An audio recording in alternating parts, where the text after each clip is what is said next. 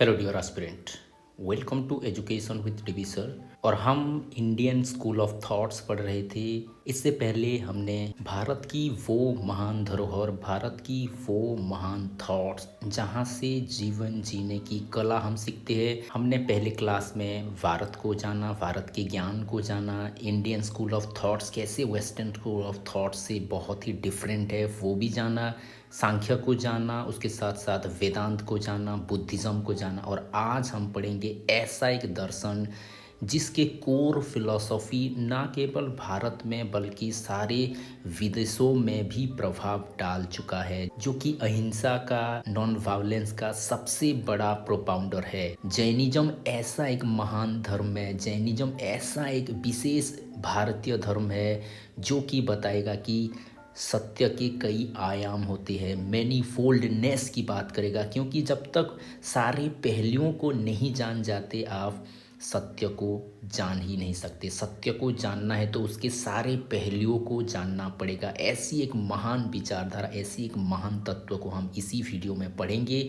जो कि है जैनिज्म। तो देरी ना करते हुए चलिए वीडियो को स्टार्ट करते हैं।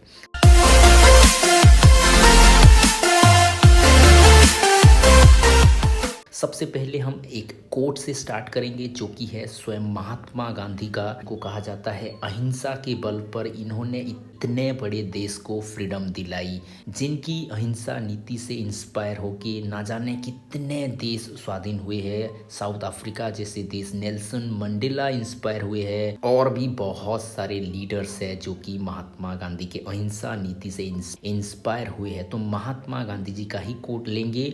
तो महात्मा गांधी क्या कहते थे? No religion in the world has explain the principle of ahimsa. ऐसा कोई धर्म नहीं है जो अहिंसा के बारे में, नॉन वायलेंस के बारे में इतनी डीपली कहता है और इतनी सिस्टेमेटिकली डिस्कस करता है।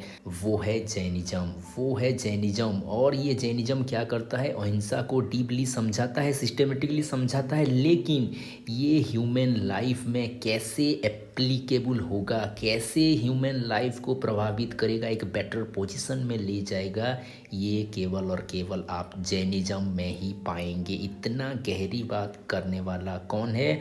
स्वयं महात्मा गांधी है। वो कह रहे हैं, यानी कि ये one of the greatest philosophy है, ग्रेटेस्ट दर्शन है जो कि नॉन वायलेंस के ऊपर स्टैंड कर रहा है। ओके, तो ऐसे एक महान दर्शन को हम पढ़ेंगे। तो पहले हम देख लेते हैं कुछ इंट्रोडक्शंस अबाउट जैनिज्म।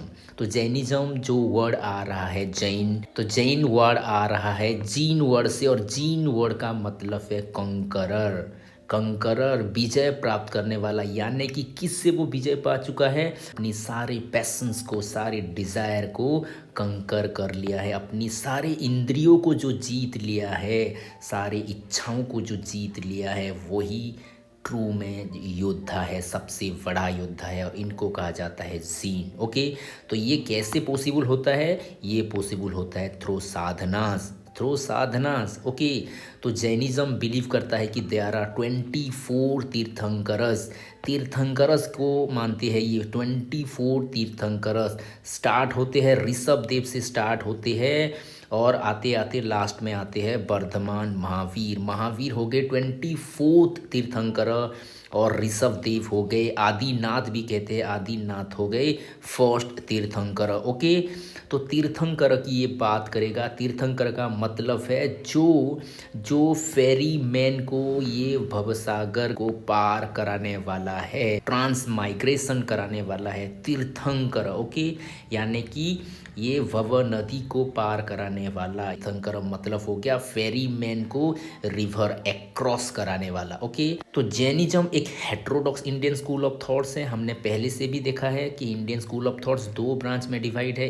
एक हो गए ऑर्थोडॉक्स जो वेदों को मानने वाले हैं, और एक हो गए हेट्रोडॉक्स जो कि वेदों को रिजेक्ट करने वाले हैं, वेदों को न मानने वाले हैं। तो जैनिज्म हो गया एक heterodox Indian school of thoughts. ये ज़्यादातर आप देखेंगे कि 6th सेंचुरी BC में आया, जिस टाइम महावीर का जन्म हो रहा है। महावीर के समय में ये 6th सेंचुरी BC में ज़्यादातर पॉपुलर हो रहा है। ओके, अगर हम जैनिज्म को एक शब्द में, एक लाइन में डिस्क्राइब करने की कोशिश करें तो ये हो गया कॉमन सेंस रियलिज्म। ये रियलिज्म है, ये प्रकृति के बारे में, रियलिटी के बारे में, मैटर्स के बारे में, ऑब्जेक्ट के बारे में, सब्सटेंस के बारे में इतनी गहरी बात करेगा। आगे जाके हम देखेंगे सब्सटेंस को भी ये बहुत सारे विभागों में डिवाइड करेगा, एक्सटेंडेड, नॉन एक्सटेंडेड, जीवर, अजीवर, लिबरेटेड, बाउंडेड, ऐसे करके इतने सारे बताएंगे। ये मेरे हिसाब से भारत का एक ही दर्शन है जो इतना गहराई में जाके सब्सटेंस को भी डिस्क्राइब कर रहा है। ओके, और ये प्लुरलिज्म है। प्लुरलिज्म का मतलब ये बहुत सारे तत्वों के बारे में बताएगा, रियलिटीज़ बहुत सारे हैं ये बताएगा। तो ये बहुत ही हाईली, बहुत ही इम्पोर्टेंट स्कूल ऑफ थॉट्स है। बहुत सारे बच्चे भी मुझे बार बार मैसेज कर रहे थे कि सारे तो thoughts Indian school of thought समझ में आ रहे हैं, लेकिन ये जो Indian school of thought Jainism है ये बहुत ही कंफ्यूजिंग है, इसीलिए इसको थोड़ा डीपली आप डिस्कस कीजिए। तो इसी वीडियो में आप सारे के सारे डाउट को क्लियर करेंगे। One of the lengthiest video भी हो सकता है, लेकिन बहुत ही इंफॉर्मेटिव है, क्योंकि जब तक आपके डाउट क्लियर नहीं होंगे, जब तक आपके नॉलेज एक्सपांड नहीं होंगे, आप लेक्चर बन के बच्चे को अच्छे से पढ़ा ही नहीं सकते। इसीलिए इसी वीडियो में मैं चाहूँगा कि चाहे 1.5 घंटा हो जाए, चाहे 2 घंटा हो जाए, या फिर 3 घंटा हो जाए, लेकिन मैं आपको सारी कॉन्सेप्ट क्लियर करवा के छोड़ूंगा। ओके, तो इसीलिए जिसको भाई जानना है, जिसको भाई जानने की ललक है, वही इस वीडियो में बने रहे। तो इस वीडियो में बहुत सारे कॉन्सेप्ट को हम डिस्कस करेंगे। तो पहले हम देख लेते हैं जो जैन फिलॉसफी के फादर कहे जाते हैं या फिर फाउंडर कहे जाते हैं, जिन्होंने जैन फिलॉसफी को एक्सपांड किया है, वर्धमान महावीर, उनके लाइफ के बारे में थोड़ा बहुत जान लेते हैं। ओके, तो वर्धमान महावीर ओके, इन्होंने फाउंड किया है जैनिज्म। इनका जन्म हुआ है 540 BC में कुंडग्राम में, जो कि वैशाली के निकट है। ओके, और ये बिलोंग करते थे इक्ष्वाकु डायनेस्टी के।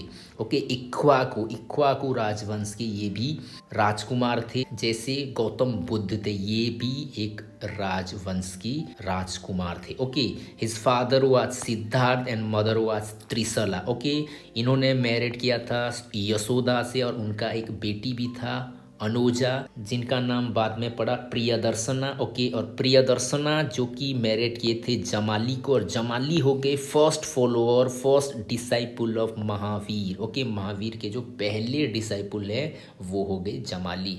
ओके, तो महावीर ने एट द एज ऑफ 30 सारे दुनिया को, वर्ल्डली लाइफ को रेनंसिएट किया और एनलाइटमेंट पाए ये 42 एज में, जो कि है राजपालिका रिवर के निकट। ओके, इन्होंने साल ट्री के अंडर एनलाइटमेंट पाया है।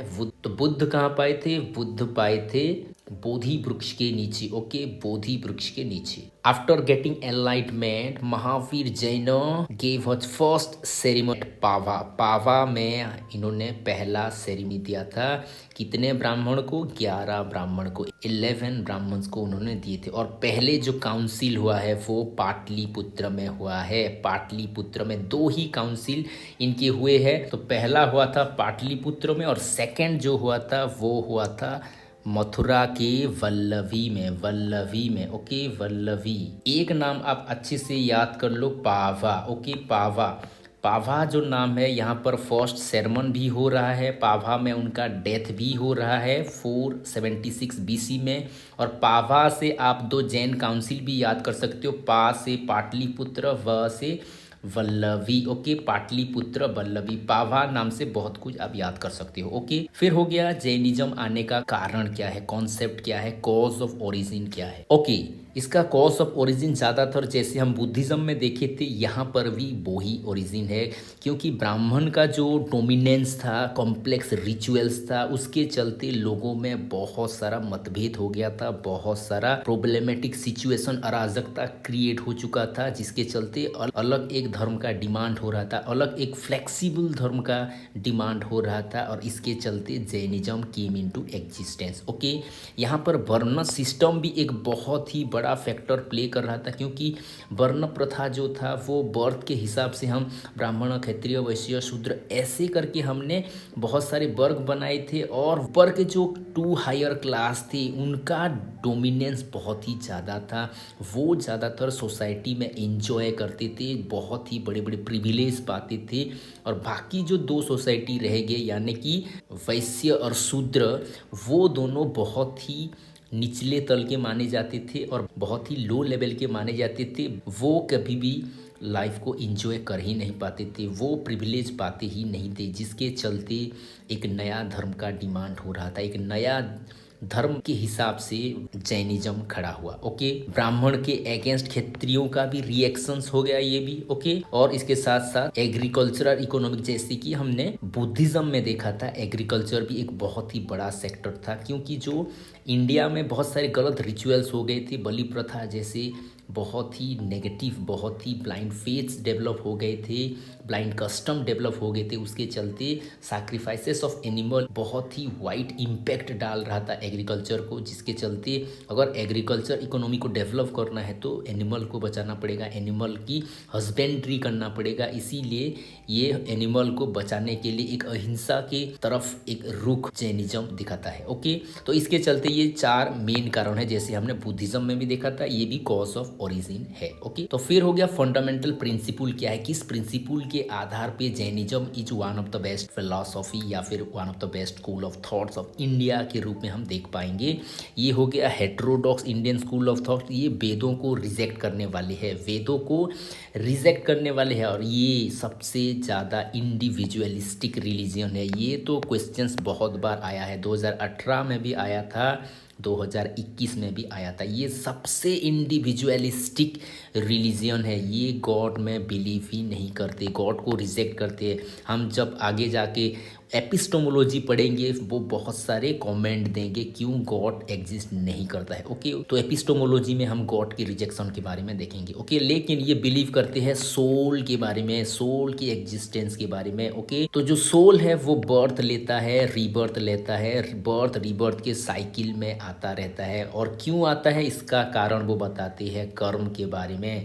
ये तो ऐसा भी कहेंगे कर्म कई प्रकार के कर्म है, आगे चल के वो भी हम देखेंगे मेटाफिजिक्स में। ओके, यहाँ पर एक बहुत ही बड़े रिचुअल्स की बात की जाती है, जो कि है fasting rituals for death. Death के लिए, मृत्यु के लिए भी ये फास्टिंग रिचुअल्स रहता है। जो बड़े बड़े मॉन्क्स होते हैं वो अपनी डेट फिक्स कर लेते हैं, वो कहते हैं हमको इस डेट में शरीर छोड़ना है, और उसके चलते वो फास्टिंग रिचुअल्स करते हैं। उसका नाम है संतरा या फिर सल्ले खाना। ओके, सल्ले खाना या फिर संतरा, ये भी नेट में क्वेश्चंस आया है, one of the important aspect. Okay, वो ज़्यादा इम्पोर्टेंस किसको देते हैं, नॉन वायलेंस को, अहिंसा को ज़्यादा इम्पोर्टेंस देते हैं, और ये बिलीव करते हैं प्लूरालिटी ऑफ द रियलिटी। प्लूरालिटी के बारे में ये ज़्यादातर विश्वास करते हैं।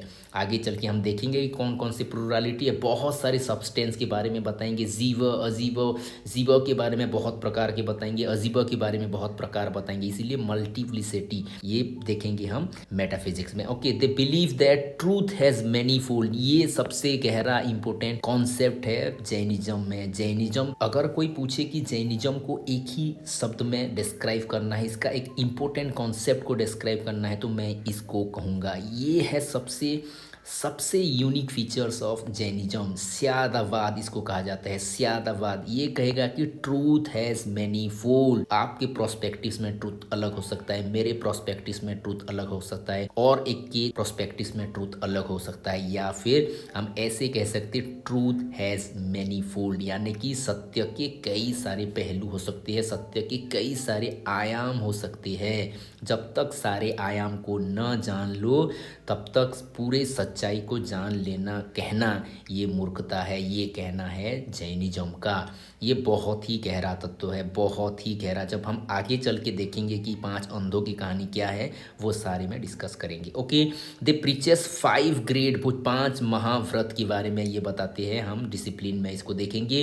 दे टॉक अबाउट 3 रत्न, ये 3 रत्नों के बारे में बात करेंगे, right faith, right knowledge and right conduct. क्योंकि जब तक आप अपनी धर्म में, अपनी महान जो तीर्थंकरस है उनके कर्मों में, उनके दिखाए हुए मार्गों में फेथ नहीं होगा, आप राइट नॉलेज कभी पा ही नहीं सकते।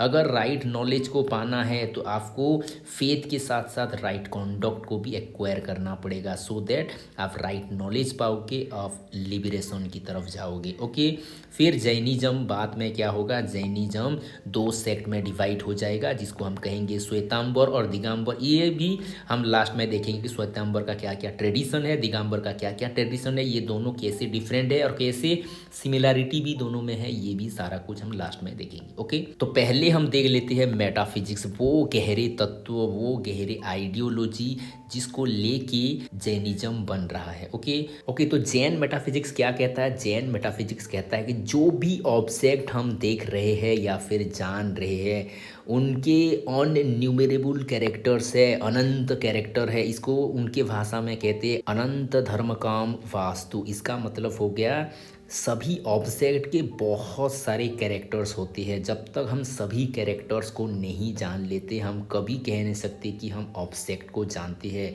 अगर ऐसे सोचो कि हम कहते हैं कि डस्टर को जानते हैं, लेकिन क्या हम डस्टर के सारे पहलुओं को जानते हैं, सभी कैरेक्टर्स को जानते हैं? नहीं, तो हम कह नहीं सकते कि डस्टर को हमने जाना है। तो क्या है वो कैरेक्टर? ये बताते हैं कि सभी ऑब्जेक्ट के 2 टाइप के कैरेक्टर होता है, एक होता है पॉजिटिव कैरेक्टर, एक होता है नेगेटिव कैरेक्टर। पॉजिटिव कैरेक्टर मतलब जैसे कि हो गया शेप, साइज, वेट, इसका family, race, date of birth, ये सारा कुछ आएगा पॉजिटिव कैरेक्टर में। क्योंकि जो नॉन लिविंग थिंग्स होगा उसका साइज, कलर, शेप, वेट, ये तो आ जाएगा। फैमिली, डेट ऑफ बर्थ ये नहीं आएगा। लेकिन जो जीव है, जो जीवित है, उनका कैरेक्टर हम देखेंगे तो उनका भी शेप, साइज, कलर आ सकता है, वेट आ सकता है, उनका फैमिली भी आ सकता है, किस रेस से बिलोंग कर रहे हैं, कब उनका जन्म हुआ, ये सारा कुछ आएगा पॉजिटिव एस्पेक्ट में, जिसको हम देख पा रहे हैं, जिसको हम जान पा रहे हैं। ओके, लेकिन नेगेटिव एस्पेक्ट में क्या आएगा? नेगेटिव कैरेक्टर में आएगा what is we are not, क्या क्या हम नहीं है। ये भी जैनिज्म माना है एक कैरेक्टर के रूप में, क्योंकि कुछ कुछ चीज़ें ऐसी होती है उसको हम नेगेट करके ज़्यादा बेहतर समझ सकते हैं। जैसे कि जस्ट एग्जांपल में हम लेंगे तो सपोज मुझे एक्सप्लेन करना है what is rasgulla. Okay, what is rasgulla, तो मैं पॉजिटिव सेंस में रसगुल्ला को अगर डिफाइन करने की कोशिश करूँ तो क्या कहूँगा? ये दूध से बना है, ये मीठा है, ये बॉल जैसा गोल है, ये लचीला है, ऐसे करके मैं एक्सप्लेन कर रहा हूँ ये पॉजिटिव आधार पे। लेकिन क्या जो मैं बता रहा हूँ ये केवल और केवल रसगुल्ला को इंडिकेट कर रहा है? नहीं, क्योंकि अगर मैं कहूँ कि रसगुल्ला दूध से बना है तो दूध से बनने वाला लाखों चीज़ें हैं, केवल रसगुल्ला नहीं है, तो रसगुल्ला यूनिक नहीं हो रहा है। अगर मैं कहूँ कि रसगुल्ला बहुत ही मीठा है तो मीठी चीज़ बहुत है, केवल रसगुल्ला नहीं है। अगर मैं कहूँ कि ये नरम चीज़ है तो नरम चीज़ संसार में बहुत है। ओके, तो ऐसे करके अगर मैं कहूँ गोलाकार है तो गोलाकार चीज़ भी बहुत है, लड्डू है, भाई बहुत सारी चीज़ें हैं। तो ऐसे करके मैं बताऊँ तो रसगुल्ला की तरफ मैं जा ही नहीं सकता। लेकिन अगर मैं नेगेटिव के हिसाब से अगर बोल लूँ तो कुछ कुछ हम रसगुल्ला की तरफ जा सकते हैं। अगर मैं बोल दूँ कि ये दूध से बना है लेकिन रसमलाई नहीं है, ना ही ये है ना ही वो है, ऐसे करके मैं कह दूँ ये गोलाकार भी है लेकिन मिठाई नहीं है, लेकिन ये नहीं है, वो नहीं है, क्या क्या नहीं है अगर मैं बता दूँ तो रसगुल्ला को ज़्यादा बेहतर समझने की कोशिश किया जा सकता है। इसीलिए जैनिज्म क्या बताता है? जैनिज्म बताता है कि सभी ऑब्जेक्ट के पॉजिटिव कैरेक्टर को भी जानना पड़ेगा, नेगेटिव कैरेक्टर को भी जानना पड़ेगा। दोनों को बेहतर से जान लेंगे तो ही हम ऑब्जेक्ट को बेटर आइडेंटिफाई कर सकते हैं, उसको बेटर डिस्क्राइब कर सकते हैं। ओके, तो इसीलिए ये क्या कहते हैं? A human is sum total of he is and he is not. वो क्या है और क्या क्या नहीं है, ये दोनों को जब जब मिलाएंगे तो रियल ह्यूमन बीइंग को हम जानेंगे, रियल ऑब्जेक्ट को हम जानेंगे, क्योंकि पॉजिटिव एस्पेक्ट को भी जानना जरूरी है, नेगेटिव एस्पेक्ट को भी जानना जरूरी है। दोनों कैरेक्टर को जानने के बाद हम कह सकते हैं कि हमें कंप्लीट मालूम है। तो कितना गहरा बात ये कर रहा है जैनिज्म। ओके, फिर ये कहते हैं सभी ऑब्जेक्ट के पास लिमिटलेस कैरेक्टर है। अगर आप ऐसे कह सकते हो, पॉजिटिव कैरेक्टर को शायद हम लिमिट दे सकते हैं, साइज हो गया, कलर हो गया, शेप, वेट, ये सारे लिमिट दे सकते हैं, लेकिन नेगेटिव को आप कभी भी लिमिट दे ही नहीं सकते, ये अनलिमिटेड हो जाएगा। क्या क्या नहीं है अगर हम बोलने की कोशिश करें तो सारी चीज़ें आ जाएंगी, तो ये लिमिटलेस हो गया। तो कैरेक्टर, सभी सब्जेक्ट का कैरेक्टर लिमिटलेस है, बहुत सारे कैरेक्टर के आयाम हो सकते हैं। ओके, इसीलिए जैनिज्म क्या कहते हैं, अगर आपको कोई ऑब्जेक्ट को, कोई इंसान को, कोई जीव को जानना है तो आपको सारे कैरेक्टर को जानना पड़ेगा। One who knows one object only they can knows everything. अगर आप एक ऑब्जेक्ट को भी अच्छे से जान लेते हो, उनके सारे पॉजिटिव कैरेक्टर को, सारे नेगेटिव कैरेक्टर को भी जान लेते हो, तो संसार को आप जान जाओगे, सभी चीज़ों को आप बेटर वे में जान जाओगे। You can know everything. तो जैनिज्म रियलिटी के बारे में कहता है कि ये रियलिस्टिक है और रिलेटिविस्टिक प्लुरलिज्म है। रियलिस्टिक का मतलब हो गया ये अनेकांतवाद के बारे में बता रहा है, ये मेटाफिजिकल एस्पेक्ट है, मेटाफिजिकल एस्पेक्ट है, यानी कि ये बहुत सारे वस्तुओं के बारे में कहेगा, सब्सटेंस की बात करेगा, ये बहुत ही गहरे जीव की, अजीव की, सभी तत्वों की बात करेगा। ओके, सब्सटेंस के आधार पे सारे तत्वों को ये एक्सप्रेस करने की कोशिश करेगा। या फिर प्लुरलिज्म का सेंस हो गया, ये बहुत सारे आयामों की बात करेगा। प्लुरलिज्म का सेंस है बहुत सारे आयाम, यानी कि अगर आप देखोगे कि सब्सटेंस को सिर्फ बहुत सारे आयामों से डिवाइड करेगा। एक्सटेंडेड हो गया, नॉन एक्सटेंडेड, जीव, अजीव, लिबरेटेड, बाउंडेड, सहयोग, अयोग, ऐसे करके बहुत सारे ये डिवाइड करेगा। तो रियलिटी बहुत सारा भी है और ये रियलिस्टिक भी है। ओके, कई कई विद्वान ऐसे भी कहते हैं कि रिलेटिविस्टिक जो प्लुरलिज्म है ये क्या इंडिकेट करता है, ये एपिस्टोमोलॉजिकल एस्पेक्ट को इंडिकेट करता है। ये कहता है कि हम बहुत सारे आयामों से सत्य को जान सकते हैं। सत्य has many fold, truth has many fold, ये कहते हैं, ये सियादाबाद कॉन्सेप्ट को डिफाइन कर रहा है। तो ये कोई कोई कहता है ये एपिस्टोमोलॉजिकल भी एस्पेक्ट है। Okay, एपिस्टोमोलॉजिकल aspect. ओके, तो ये फिर बताता है कि अनेकांतवाद जो है, जो कि थ्योरी ऑफ मल्टीपल मोडालिटीज़ है, ये थ्योरी ऑफ मैनीनेस को बताता है। रियलिटी बहुत सारे है ये बताता है। क्या है बहुत सारे, आगे चल के हम देखेंगे। ओके, तो जैनिज्म क्या बताता है, जैनिज्म बताता है कि ये संसार इनन्यूमरेबल मेटेरियल एटॉम से बना है और इनन्यूमरेबल इंडिविजुअल सोल्स, यानी कि आप ऐसे कह सकते हो कि एक हो गया अजीव, एक हो गया जीव, ये हो गए जीव, ये हो गए अजीव, जीव और अजीव, यानी कि एक हो गया एनिमेट, एक हो गया इनएनिमेट, ये दोनों मिल के ही ये संसार बना है। Okay, they are all separately and independent reality, ये दोनों सेपरेट भी है और इंडिपेंडेंट रियलिटी भी है। यानी कि आप समझो कि संसार में कितने मटेरियल्स होंगे, संसार में कितने जीव्स होंगे, ये सारे अलग अलग है, सेपरेट सेपरेट है, यानी कि लाखों, करोड़ों करोड़ों, अरबों खरबों है। यानी कि ये प्लुरलिज्म की बात कर रहा है, बहुत सारे चीज़ों की ये बात कर रहा है, बहुत सारी संख्याओं की ये बात कर रहा है। That means it is pluralism in nature, pluralistic in nature. Okay, फिर जैनिज्म बताता है कि जितने सारे ऑब्जेक्ट है, सारे ऑब्जेक्ट का अगर आप देखोगे कि each and every object have many forms, बहुत सारे फॉर्म्स होते हैं।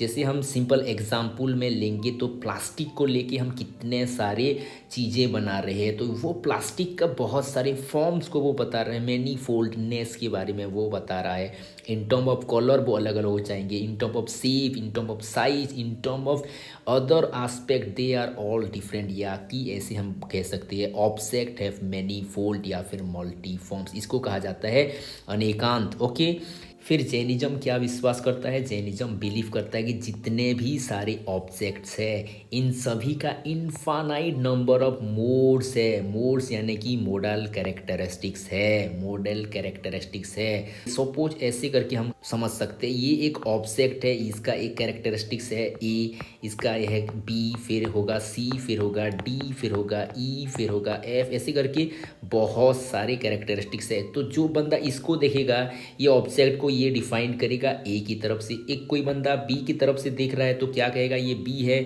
कोई एफ की तरफ देख रहा है तो वो कहेगा एफ है, कोई सी की तरफ देख के कहेगा कि ये सी है, कोई डी की तरफ कहेगा और कहेगा कि ये डी है। तो सभी ट्रू है, ये भी ट्रू है, ये भी ट्रू है, ये भी ट्रू है, सभी ट्रू है, किसी का भी आप फॉल्स नहीं कह सकते। इसीलिए इसको कहा जाता है स्यादावाद। इसको हम एक छोटे से एग्जाम्पल से जान सकते हैं। सपोज जिसको हम राम कह रहे हैं, सपोज राम किसका फादर, तो वो बच्चा अगर राम को देखेगा तो वो फादरहुड की बात करेगा, मेरे पिताजी ये है, वो है, ऐसे है, ये ही मेरे पिताजी है। यानी कि पिता के दृष्टिकोण से वो क्या कर रहा है, पिता पुत्र के रिलेशन के आधार पे पिता को वो डिफाइन करेगा। कोई बिजनेसमैन है, राम बहुत ही अच्छे बिजनेस करती है, तो बिजनेस की दृष्टिकोण से वो बताएगा कि इस शहर में या इस गांव में जो बेटर बिजनेस करने वाला है ये वो है। कोई अगर ऐसे देखोगे इनके डेडिकेशन को देख के कोई कोई इंडिकेट करेगा, यानी कि इनके अंदर जो क्वालिटीज है वो एक यूनिक क्वालिटीज है और उसके आधार पे भी कोई कोई डिफाइन करेगा। कोई इनका वाइफ है तो ये वाइफ क्या करेगा, वाइफ इनको हस्बैंड की दृष्टिकोण से डिफाइन करेगा। कोई मदर है तो वो उनके सन को हिसाब से डिफाइन करेगा। ऐसे करके बहुत सारे आयामों से अलग अलग व्यक्ति इनको डिफाइन कर सकते हैं। सभी डेफिनेशन राइट ही होगा। ये फादर के दृष्टिकोण से जो बता रहा है वो भी राइट है, जो सन के दृष्टिकोण से बता रहा है वो भी राइट है, हस्बैंड की दृष्टिकोण से जो बता रहा है वो भी राइट है, डेडिकेशन या फिर उनके क्वालिटी के दृष्टिकोण से जो बता रहा है वो भी राइट है, और ये जो बिजनेस के दृष्टिकोण से बता रहा है ये भी राइट है। यानी कि सत्य के मैनीफोल्ड होती है। कई सारे आयामों की ये बात करता है, सभी राइट है, ये कहना बहुत ही बड़ी बात है। क्योंकि हम अगर बाकी रिलीजन को देखेंगे, बाकी आइडियोलॉजी को देखेंगे कि तो ये कहेंगे ये अधूरा ज्ञान है, लेकिन ये कहेंगे ये ही संपूर्ण ज्ञान है। क्योंकि जब तक आपको सारे पहलू को अच्छे से मालूम नहीं होगा आप कोई भी ऑब्जेक्ट को राइट वे में डिफाइन कर ही नहीं सकते, कर ही नहीं सकते। इस ये कहना है जैनिज्म का, ये बहुत ही बड़ा फिलॉसफी है। ये जो थ्योरी ऑफ रियलिटी है इसमें दो तीन चीज़ें जानना बहुत ज़रूरी है ताकि हम अच्छे से जैनिज्म को जान पाए।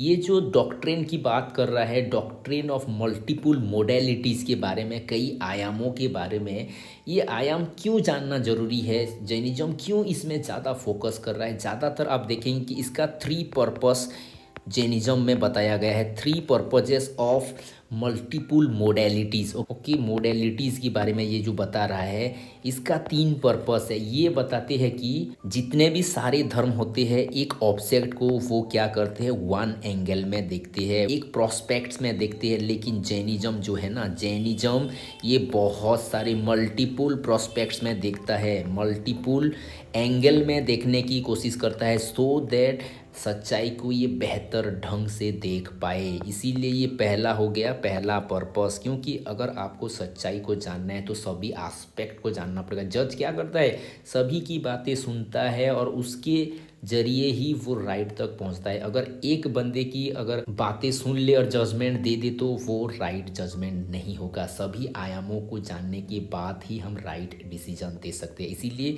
जैनिज्म बिलीव करता है मल्टीपल एंगल में, ओके, मल्टीपल आइडियाज़ में, मल्टीपल थिंकिंग में। ओके, तो ये विश्वास करता है मल्टीपल एंगल में। ओके, ये पहला हो गया। दूसरा हो गया, मल्टीपल एंगल को जानने से सबसे बड़ी जो बात होता है वो हम टॉलरेट कर पाते हैं। टॉलरेट, क्योंकि टॉलरेट करने के लिए दूसरे व्यक्ति के पहलुओं को भी जानना पड़ेगा, अदर्स के व्यू को भी जानना पड़ेगा। जब तक हम अदर्स के व्यू को नहीं जानेंगे उसके बातों को हम टॉलरेट कर ही नहीं सकते। क्योंकि सपोज आप समझ रहे हो, आप जो कह रहे हो वो राइट है, अदर प्रोस्पेक्ट जो कह रहा है वो रॉन्ग है, क्योंकि आपने उसका व्यू ऑफ एंगल को जाना ही नहीं है। तो उसके बाद को आप अपोजिट लोगे और उसको आप टॉलरेट कर ही नहीं पाओगे। इसीलिए जैनिज्म क्या कहता है, दो Jainism is totally focused on non violence. क्योंकि ये नॉन वायलेंस के ऊपर आधारित है तो वो ऐसा कुछ कॉन्सेप्ट दे रहा है जिसके चलते वो सारी चीज़ों को टॉलरेट कर सकता है। तो ये कॉन्सेप्ट बहुत ही बेहतरीन कॉन्सेप्ट है, जिसके चलते ये क्या करेंगे, अपनी फिलॉसफी को और बेहतर बना पाते हैं जैनिज्म। इसीलिए ये कहते हैं, क्योंकि मल्टीपल रियलिटी की बात किया जा रहा है, मल्टीपल मोडालिटीज़ की बात किया जा रहा है, जब तक हम अदर की व्यू को नहीं जानेंगे, एस्पेक्ट को नहीं जानेंगे, तब तक हम टॉलरेट कर नहीं सकते। इसीलिए मल्टीपल मोडालिटीज़ हमको टॉलरेट करने की शक्ति देता है। जब हम अदर के प्रोस्पेक्ट्स को जान जाएंगे, हम बेटर कंक्लूजन ले पाएंगे। बेटर कंक्लूजन, बेटर जजमेंट के लिए क्या है करना है, बेटर कंक्लूजन और बेटर जजमेंट के लिए सभी की मोडेलिटीज़ को जानना जरूरी है, मल्टीपल मोडेलिटीज़ को जानना जरूरी है, सभी आयामों को जानना जरूरी है। तो मल्टीपल एंगल भी हो गया, टॉलरेट भी हो गया, बेटर कंक्लूजन भी हो गया। ये 3 पर्पस बताई जाती है जैनिज्म में। ओके, तो इसीलिए तो जैनिज्म एक खास, एक स्पेशल टाइप का रिलीजन हो गया या फिर स्कूल ऑफ थॉट्स हो गया। ओके, फिर जैनिज्म के हम देखेंगे क्या क्या रियलिटीज़ है, कौन कौन से रियलिटीज़ है जो कि जैनिज्म को एक स्पेशल स्कूल ऑफ थॉट्स में डिवाइड करता है। ओके, जैनिज्म में बात किया जाता है सब्सटेंस की, द्रव्य की। वो कहते हैं कि गुण पर्यायवाद द्रव्यम, गुण पर्यायवाद द्रव्यम, यानी कि द्रव्य क्या है, जिसके पास गुण है या फिर पर्याय है। गुण और पर्याय दोनों जिसमें है वही तो द्रव्य है, वही तो सब्सटेंस है। क्या है गुण? गुण माना क्वालिटीज, एट्रीब्यूट्स, और पर्याय माना मोड्स। तो क्या है गुण, क्या है मोड, उसको भी हम बेहतर ढंग से जानेंगे, क्योंकि इस वीडियो में ऐसा कुछ हम जानेंगे जिसके चलते आपको और कोई वीडियो देखना नहीं पड़े, कोई पुस्तक पढ़ना नहीं पड़े, सारे के सारे डाउट्स इसमें क्लियर हो जाए। ओके, तो पहले हम सब्सटेंस को देख लेते हैं। तो सब्सटेंस माना जिसके पास ये 2 कैरेक्टर है, जिसको ये कहते हैं, एक गुण हो गया, ओके, और एक हो गया पर्याय। ओके, पर्याय, गुणों को कहते हैं एक्चुअल में क्वालिटी। ओके, क्वालिटी, और पर्याय हो गया मोड। तो क्वालिटी क्या है? क्वालिटी हो गया essential. Okay, essential character, essential character. Okay, और जो मोड हो गए ये हो गए accidental character. Okay, accidental character, accidental character. Okay, तो यहाँ पर भी हम देख सकते हैं कैरेक्टर 2 प्रकार के हो गए, एक हो गए एसेंशियल, एक हो गए एक्सीडेंटल। ओके, एसेंशियल जो कैरेक्टर है, जो चीज़ में जो जो एसेंशियल कैरेक्टर रहेंगे वो होंगे permanent character. Okay, permanent character. और ये एक्सीडेंटल कैरेक्टर जो है कुछ टाइम के लिए आया है, चेंज हो जाएगा, इसको कहा जाता है टेम्पोरारी। Okay, temporary character. इसीलिए आप देख सकते हो कि ये एक बहुत ही बड़ी बात कहेगा, क्योंकि वस्तुओं में परमानेंट भी क्वालिटी रहता है, परमानेंट भी कैरेक्टर रहता है, उसके साथ साथ कुछ टेम्पोरारी कैरेक्टर भी रहता है।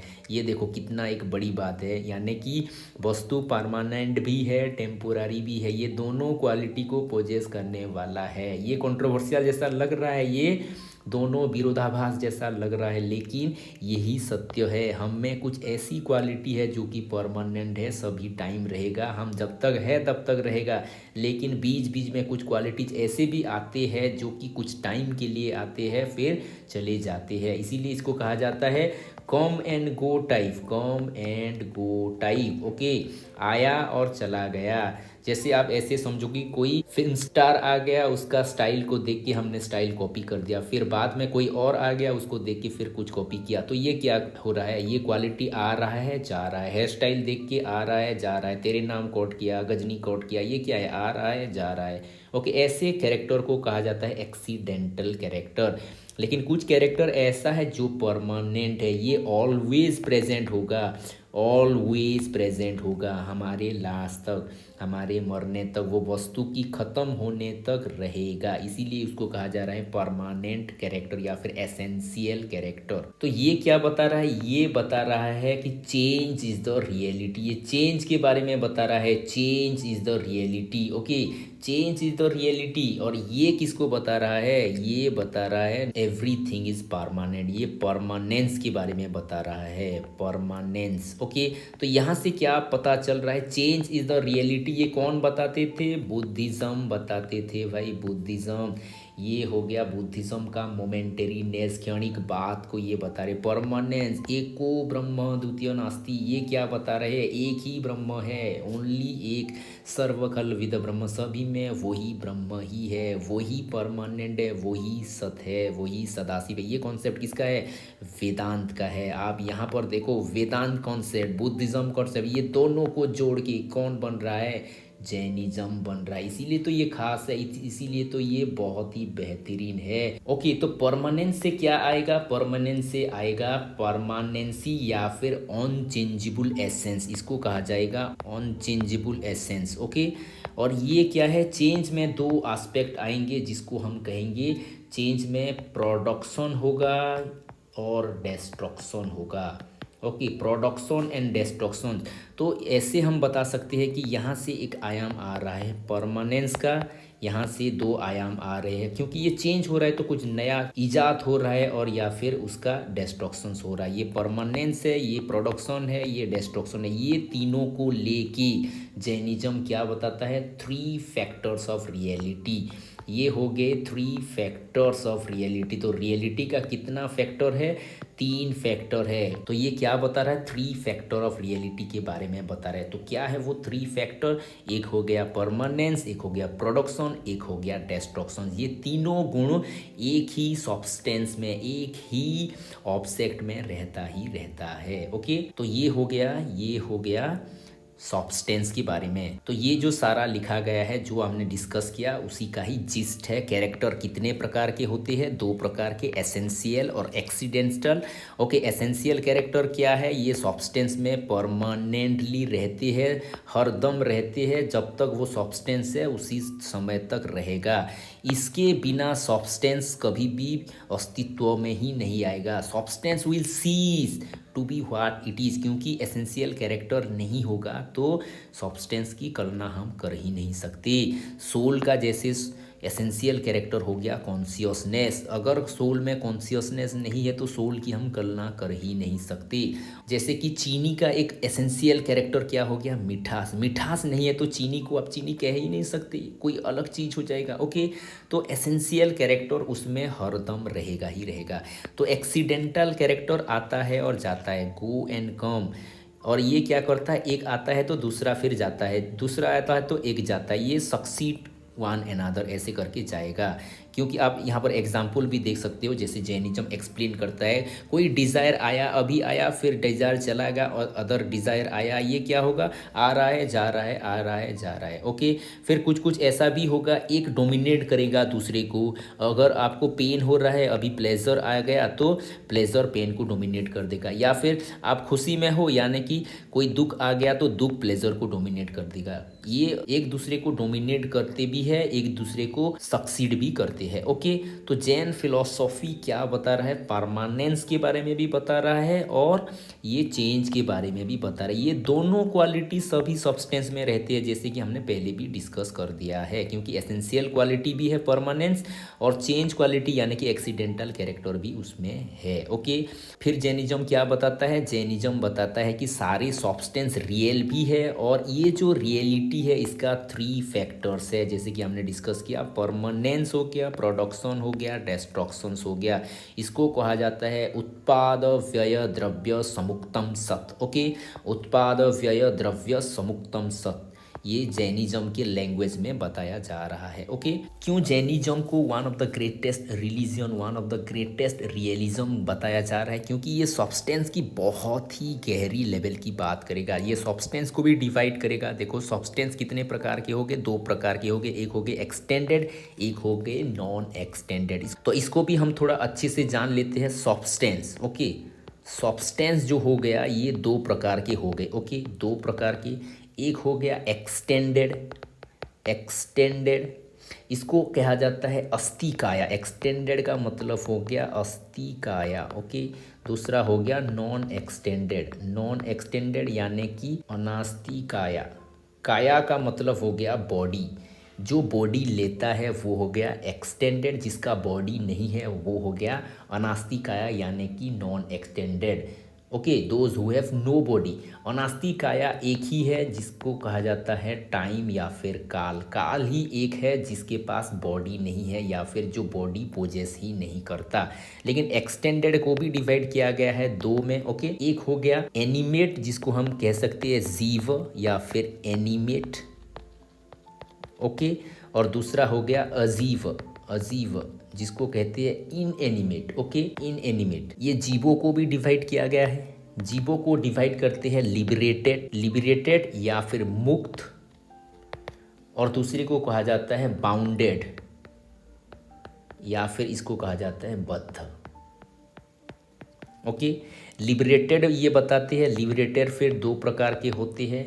एक होते हैं सहयोगी केवली, सहयोगी केवली, केवल, केवली का मतलब हो गया कैवल्य कॉन्सेप्ट, आगे चल के हम देखेंगे। जो लिबरेटेड है, जिसको लिबरेशन मिल गया, जिसको कैवल्य मिल गया, उसको कहा जाता है केवली। तो ये हो गए सहयोगी केवली। ओके, केवली। और दूसरा हो गया अयोग, अयोग केवली। ओके, ये भी एक कॉन्सेप्ट है। ओके, ये हो गए लिबरेटेड टाइप। लिबरेटेड में भी टाइप है। ओके, फिर जो बाउंडेड है, बाउंडेड के मूवमेंट के आधार पे दो में डिवाइड किया गया है, क्योंकि कोई मूव कर सकता है, कोई मूव नहीं कर सकता है। जो मूव कर सकता है, ओके, जो मूव कर सकता है उसको कहा जाता है त्रश। ओके, त्रश यानी कि मूविंग, मूविंग करने वाला, मूवमेंट करने वाला। ओके, फिर दूसरा रहता है स्थावर, स्थावर यानी कि नॉन मूविंग। इसको उड़िया में, हिंदी में भी स्थावर कहते हैं। स्थावर संपत्ति रहता है। ओके, मूवेबल, नॉन मूवेबल संपत्तियां रहती है ना। जितने सारे मूविंग क्रिएचर है इनको भी जैनिज्म डिवाइड करता है in the basis of their degree of perfection. हम ऐसे कह सकते हैं डिग्री ऑफ परफेक्शन, किसने कितने परफेक्शन को पाया है, उसी के चलते ये डिवाइड करते हैं। ये सबसे जो निचले स्तर के बताते हैं, ये कहते हैं दो सेंस वाले, टू सेंसेस बेस्ड जीव। ओके, दो सेंस वाले जीव होते हैं। ओके, दो सेंस वाले जो जीव होते हैं इनके पास केवल और केवल क्या रहता है, इनके पास रहता है टच रहता है। ये टच के द्वारा पता कर पाएंगे और टेस्ट, टेस्ट कर पाएंगे। टच और टेस्ट ये दोनों के पास रहता है। ये ज़्यादातर आप देखोगे कि वॉर्म्स, जो वॉर्म्स आप देख रहे हो, कीड़ा जो देख रहे हो, ये सारे वॉर्म्स दो सेंस वाले हो जाएंगे। ओके, फिर होता है थ्री सेंसेस वाले, थ्री सेंसेस वाले भी क्रिएचर रहते हैं। ये थोड़ा सा परफेक्शन आगे चल गए, क्योंकि दो सेंसेस वाले केवल टच कर रहे थे और टेस्ट कर रहे थे, लेकिन ये और एक काम कर पाएंगे, ये स्मेल कर पाएंगे, स्मेल कर पाएंगे। ओके, ये स्मेल कर पाएंगे, स्मेल कर पाएंगे, लेकिन ये अदर एक्टिविटी कर नहीं पाएंगे, यानी कि बाकी इंद्रियां इनका ज़्यादा एक्टिव ही नहीं है। ये हो गया टच, टेस्ट और स्मेल। ये ज़्यादातर तीन इंद्रियां वाले हो गए, आंट हो गए। इनके आंखें नहीं होती, कंपाउंड आई रहता है ना। इनके कान नहीं होते। ये किससे सुनते, एंटेना से सुनते हैं। इनका जो सर में एक एंटेना रहता है ना, उस एंटेना के द्वारा ये साउंड को परसीव करते हैं, सिग्नल को परसीव करते हैं। ये थ्री सेंसेस वाले हो गए। फिर रहते हैं फोर सेंसेस वाले। फोर सेंसेस का मतलब ये टच कर सकते हैं, टेस्ट कर सकते हैं, स्मेल कर सकते हैं और ये साइड भी कर सकते हैं, साइड। ओके, तो ये क्या हो गया, taste, touch, smell and side देख सकते हैं, लेकिन ये सुन नहीं सकते, सुन नहीं सकते। तो ये कौन हो जाएंगे, ये हो जाएंगे बीज जैसे, बीज जैसे, मक्खी जैसे, मधुमक्खी जैसे जीव। ओके, और लास्ट में जो आ रहा है वो सबसे परफेक्ट है, सबसे परफेक्ट, यानी कि इसका 5 इंद्रियां हैं, 5 इंद्रियां एक्टिव है, 5 सेंसेस वाले जीव, जिसको हम कहेंगे ह्यूमन हो गए, ह्यूमन हो गए, एनिमल्स हो गए, बर्ड्स हो गए। ओके, ये सारे आएंगे 5 सेंसेस वाले। और ये क्या कर सकते हैं, टेस्ट भी कर सकते हैं, उसके साथ साथ ये टच भी कर सकते हैं, टेस्ट भी कर सकते हैं, स्मेल भी कर सकते हैं, साइड भी कर सकते हैं, और जो लास्ट है ये हियर भी कर सकते हैं। ये 5 इंद्रियों का काम सभी कर सकते हैं।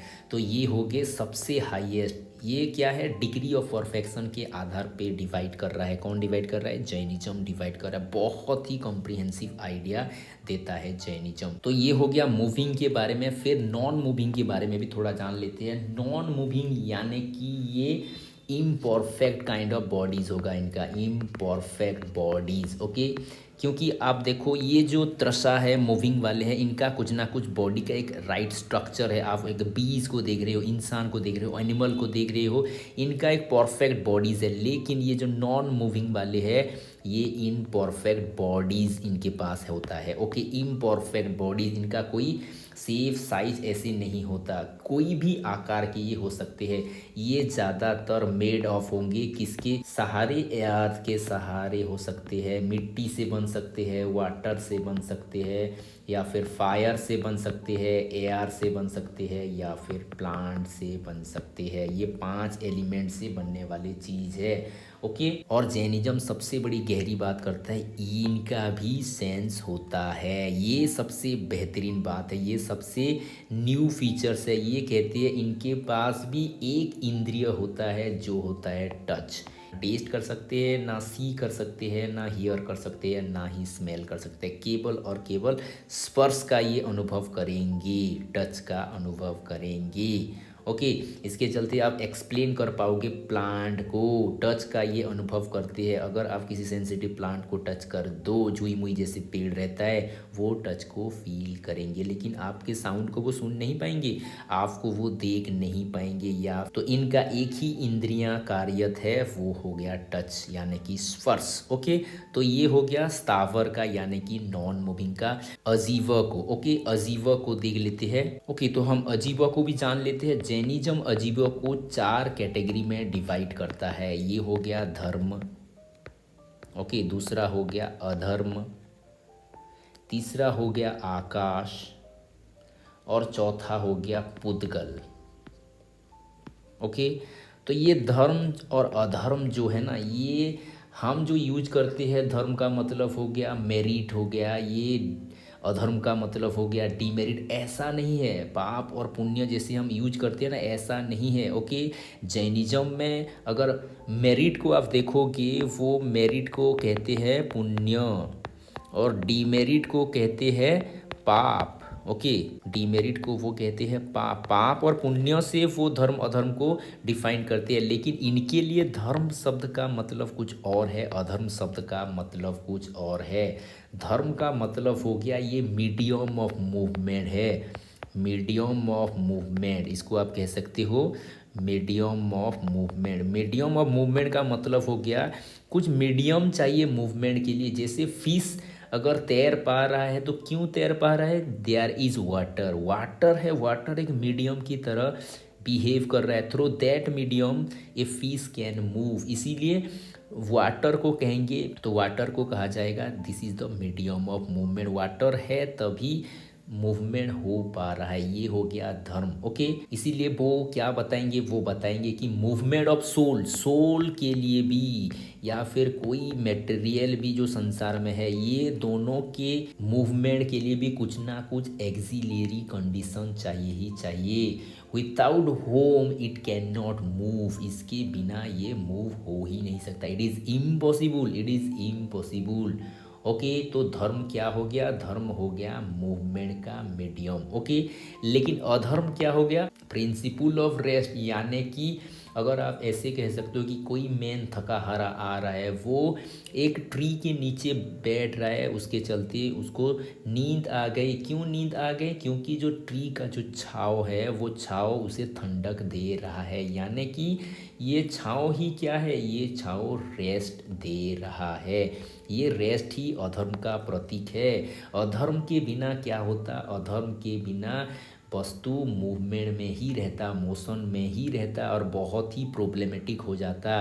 संसार को रेस्ट भी चाहिए, मूवमेंट को रेस्ट भी चाहिए, जो मोशन में है उसे रेस्ट भी चाहिए। इसीलिए अधर्म का काम है सभी मूवेबल चीज़ों को रेस्ट प्रदान करना। तो मूवमेंट भी चाहिए, रेस्ट भी चाहिए, यानी कि धर्म भी चाहिए, अधर्म भी चाहिए। ये कॉन्सेप्ट देखो किसी भी धर्म में नहीं है। सब धर्म का मतलब क्या समझ लेंगे, मेरिट समझ लेंगे, अधर्म का मतलब समझ लेंगे डीमेरिट, लेकिन यहाँ पर धर्म का का मतलब ही अलग है, अधर्म का मतलब ही अलग है। ओके, फिर हो गया आकाश, जिसको हम स्पेस कह रहे हैं। ये 5 एलिमेंट जैसा आकाश नहीं है जो कि हम सोचते हैं। बाकी धर्म वाले क्या सोचते हैं, आकाश का मतलब हो गया स्पेस, जो 5 एलिमेंट रहता है, जैसे वायु हो गया, जल हो गया, अग्नि हो गया, पृथ्वी हो गया, ये जैसा आकाश भी एक तत्व है, ऐसा हम मानते हैं। लेकिन जैनिज्म आकाश को अलग दृष्टिकोण से देखते हैं, अलग परिभाषा में उसको परिभाषित करते हैं। वो कहते हैं they are not the 5 elements, they are not the ether, वो ईथर नहीं है और ना ही ये कोई एलिमेंट है। आकाश क्या है, आकाश हो गया, ये हो गया लोकस ऑफ एक्सटेंशन, इसको वो कह रहे हैं लोकस ऑफ एक्सटेंशन। एक्सटेंशन का ये लोकस है, एक्सटेंशन का लोकस है, जिसके ऊपर सारे ऑब्जेक्ट क्या कर रहे हैं, सारे ऑब्जेक्ट स्टैंड कर रहे हैं। ऐसे आप बोल सकते हो कि एक स्टेज है, जिस स्टेज में सारे एक्टर नाच रहे हैं। वो स्टेज क्या है, लोकस ऑफ एक्सटेंशन। वो स्टेज क्या कर रहा है, उनको खड़े होने के लिए, उनको परफॉर्म होने के लिए वो स्टेज क्या कर रहा है, वो बेस दे रहा है। ऐसे ही स्पेस भी एक बेस है, लोकस ऑफ एक्सटेंशन है, जो क्या कर रहा है, सारे ऑब्जेक्ट को, सारे जीव को, सारे अजीब को स्टैंड करने की वो चांसेस दे रहा है, या फिर लोकस ऑफ एक्सटेंशन ऐसे आप कह सकते। तो आकाश को आप 5 सेंसेस के द्वारा एक्सपीरियंस कर ही नहीं सकते, दे आर बियॉन्ड सेंसेस। इसको कहा जाता है, इसको आप इन्फ्रेंस के द्वारा जान सकते हो आकाश को। और ये आकाश को भी डिवाइड करते हैं 2 में,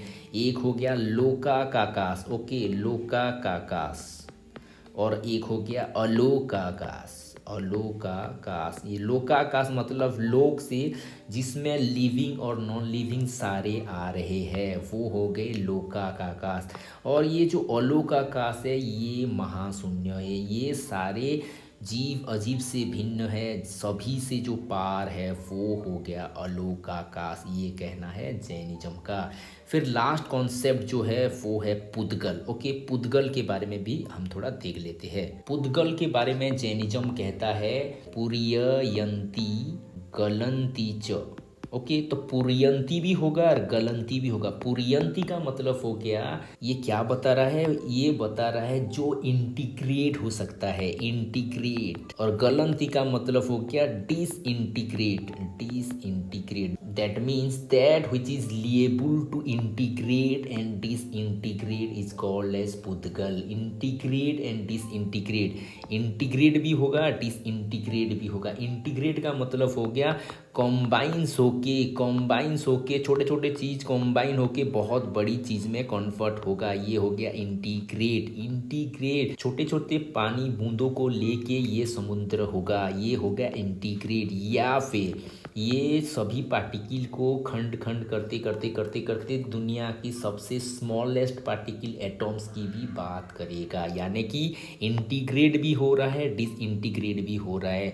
ओके, डिसइंटीग्रेट, डिसइंटीग्रेट में आएगा breaking. Okay, breaking into parts, okay, breaking into parts. तो ये हो गया पुद्गल की बातें। और पुद्गल को वो एक्सप्रेस करते हैं 4 क्वालिटीज में। ओके, 4 क्वालिटीज में, 4 क्वालिटीज ऑफ पुद्गल क्या है, ये हो गया टच, ओके, दूसरा हो गया टेस्ट, तीसरा हो गया स्मेल, और चौथा हो गया colour. Okay, colour, touch, taste, smell और कलर। लेकिन ये कहते हैं साउंड इसका गुण नहीं है। जैनिज्म बताता है कि ये पुद्गल का साउंड क्वालिटी नहीं होता। साउंड क्यों आता है, साउंड आता है ड्यू टू लाइट हो गया, हीट हो गया, शेडो हो गया, डार्कनेस हो गया, यूनियन हो गया, डिसयूनियन हो गया, फाइननेस हो गया, ग्रॉसनेस हो गया, या फिर इसका शेप के कारण ये साउंड आता है। साउंड कोई भी पुद्गल का निजी क्वालिटी नहीं है। निजी क्वालिटी सिर्फ टच है, टेस्ट है, स्मेल है, कलर है। ओके,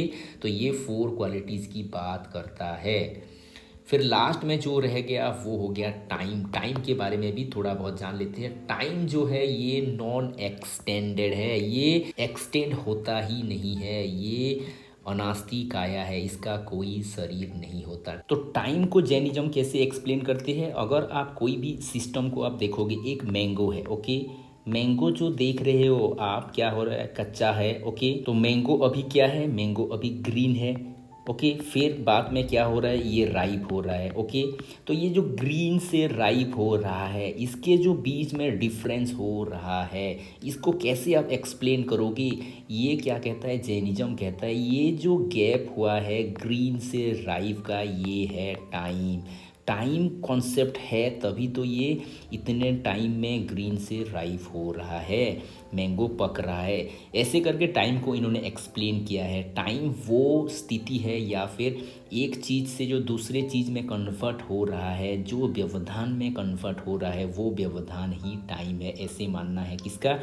ऐसे मानना है जैनिज्म का। तो ये है मैंगो की बात है। ऐसे बहुत सारे कॉन्सेप्ट है जिसको हम टाइम के द्वारा ही समझ पाएंगे, बिना टाइम को लेके हम कुछ भी समझ ही नहीं पाएंगे। कोई बंदा अगर बचपन से बूढ़ा हो रहा है तो बचपन से बूढ़ा को आप कैसे एक्सप्रेस करोगे, कैसे एक्सप्लेन करोगे? ये केवल और केवल टाइम के आधार पे ही एक्सप्लेन हो सकता है। इसीलिए जैनिज्म टाइम के कॉन्सेप्ट को भी बहुत ही बेहतरीन ढंग से समझाता है। ओके, ये टाइम को भी क्या करते हैं, दो टाइप के टाइम के बारे में ये बताते हैं। ये कहते हैं जो पहला टाइम है वो रियल टाइम है, जिसको ये कहते हैं परमार्थिक समय, परमार्थिक। ओके, और एक है जिसको ये कहते हैं एम्पायरिकल टाइम, ओके, इसको ये कहते हैं व्यवहारिक। ओके, ये दो प्रकार के टाइम के बारे में कहते हैं। ओके, रियल टाइम जो है वन है, एक ही समय है, संसार टोटल समय को आप यूनियन कर लो, ये इनफानाइट, ऐसे करके ये एक्सप्लेन करते हैं। ये इनफानाइट टाइम जो है ये हो गया रियल टाइम या फिर परमार्थिक समय।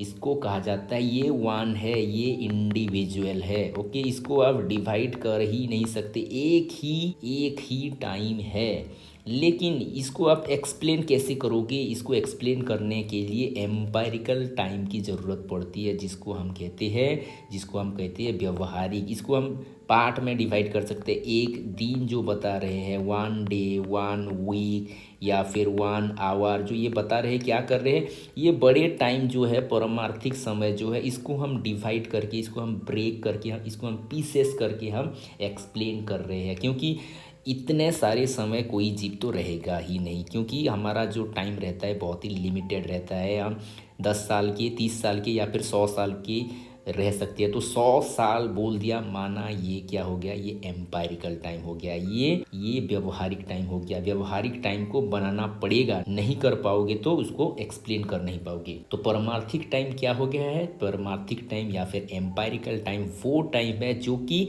रियल टाइम को ब्रेक करके, पीसेस करके बताता है। लेकिन कितना टाइम है यह संसार का कोई बता ही नहीं सकता। वो टाइम यूनिक ही होगा, वो टाइम एक ही होगा, वो टाइम इनफानाइट होगा, वही रियल टाइम है, परमार्थिक टाइम है। ओके, तो उससे हम डिराइव कर सकते हैं एम्पायरिकल टाइम को। तो ये हो गया टाइम। ओके, तो ये जो लिखा गया है ये सारे उसका सार है। सब्सटेंस को डिवाइड किया गया है एक्सटेंडेड, नॉन एक्सटेंडेड में। ये जीवर्स और अजीवर एक्सटेंडेड है, टाइम हो गया नॉन एक्सटेंडेड, क्योंकि जीवर और अजीवर का शरीर रहता है, टाइम का कोई शरीर नहीं रहता। ओके, फिर जीवर्स को हमने डिवाइड किया बाउंडेड और लिबरेटेड में। जो लिबरेटेड होंगे फिर मुक्त कहे जाएंगे, और बाउंडेड जो है बद्ध कहे जाएंगे। ओके, और जो लिबरेटेड होते हैं वो कहे जाते हैं केवली, उसका भी हमने 2 डिवीज़न किया है। ओके, फिर जो बाउंडेड होते हैं वो मूविंग होते हैं कुछ, और कुछ नॉन मूविंग होते हैं। जो मूविंग होते हैं उनको उनकी डिग्री ऑफ परफेक्शन के आधार पे हम डिवाइड करते हैं। नॉन लिविंग सब्सटेंस को भी हमने 4 तरीके से डिवाइड किया था। और ये जो धर्म होता है ये मूवमेंट के लिए कारण है, और ये जो अधर्म है ये रेस्ट का कारण है, ये भी हमने देख लिया। स्पेस का मतलब हो गया लोकस ऑफ एक्सटेंशन, जिससे हर लिविंग, नॉन लिविंग, ये सब के सब क्या है, स्टैंड कर रहे हैं। इसको भी हमने 2 भाग में डिवाइड किया था, लोकाकाश और ये अलोकाकाश। लोकाकाश में लिविंग रहेंगे, नॉन लिविंग रहेंगे, और ऑल लोकाकाश वॉइड है, शून्य है, महाशून्य है, जो कि सारे जीव जगत से परे है। ओके, फिर पुद्गल का भी कॉन्सेप्ट देखा था। पुद्गल हो गया इंटीग्रेट एंड डिसइंटीग्रेट वाला कॉन्सेप्ट, क्योंकि पुद्गल क्या कहता है, इंटीग्रेट करके बड़ी चीज़ बना सकता है, और डिसइंटीग्रेट करके सबसे जो निचले स्तर का या फिर सबसे सबसे माइन्यूट से भी माइन्यूट सब्सटेंस बना सकता है। और टाइम क्या हो गया, टाइम हो गया नॉन एक्सटेंडेड सब्सटेंस। ये भी डिवाइड होता है रियल और एम्पायरिकल। एम्पायरिकल को हम ब्रेक करते हैं, रियल वन ही है। ओके, फिर हो गया सोल का कॉन्सेप्ट, जीव का कॉन्सेप्ट। जीव के बारे में, अजीव के बारे में तो बहुत सारा कॉन्सेप्ट हमने ऑलरेडी देख लिया है, थोड़ा बहुत कुछ कॉन्सेप्ट रह गया है, उसको भी हम थोड़ा चेक कर लेते हैं। ओके, तो जीव के बारे में क्या कहते हैं जैनिज्म, ये कहती है चेतना लक्षणों जीव। जीव को क्या कहेंगे, जिसके पास चेतना है। चेतना लक्षणों जीव, चेतना का मतलब कॉन्शियसनेस, जिसके पास कॉन्शियसनेस है, यानी कि जीव is a conscious substance. Substance तो है लेकिन इसके पास कॉन्शियसनेस है। कॉन्शियसनेस, तो ये कहते हैं consciousness is the essential qualities of जीव। जीव का एसेंशियल क्वालिटीज कॉन्शियसनेस है। ओके, ये हो गया एसेंशियल। एसेंशियल ये वर्ड को भी हमने बहुत बार देखा है। एसेंशियल क्वालिटीज, इसके बिना जीव का कोई अस्तित्व ही नहीं होगा, मीनिंग नहीं होगा।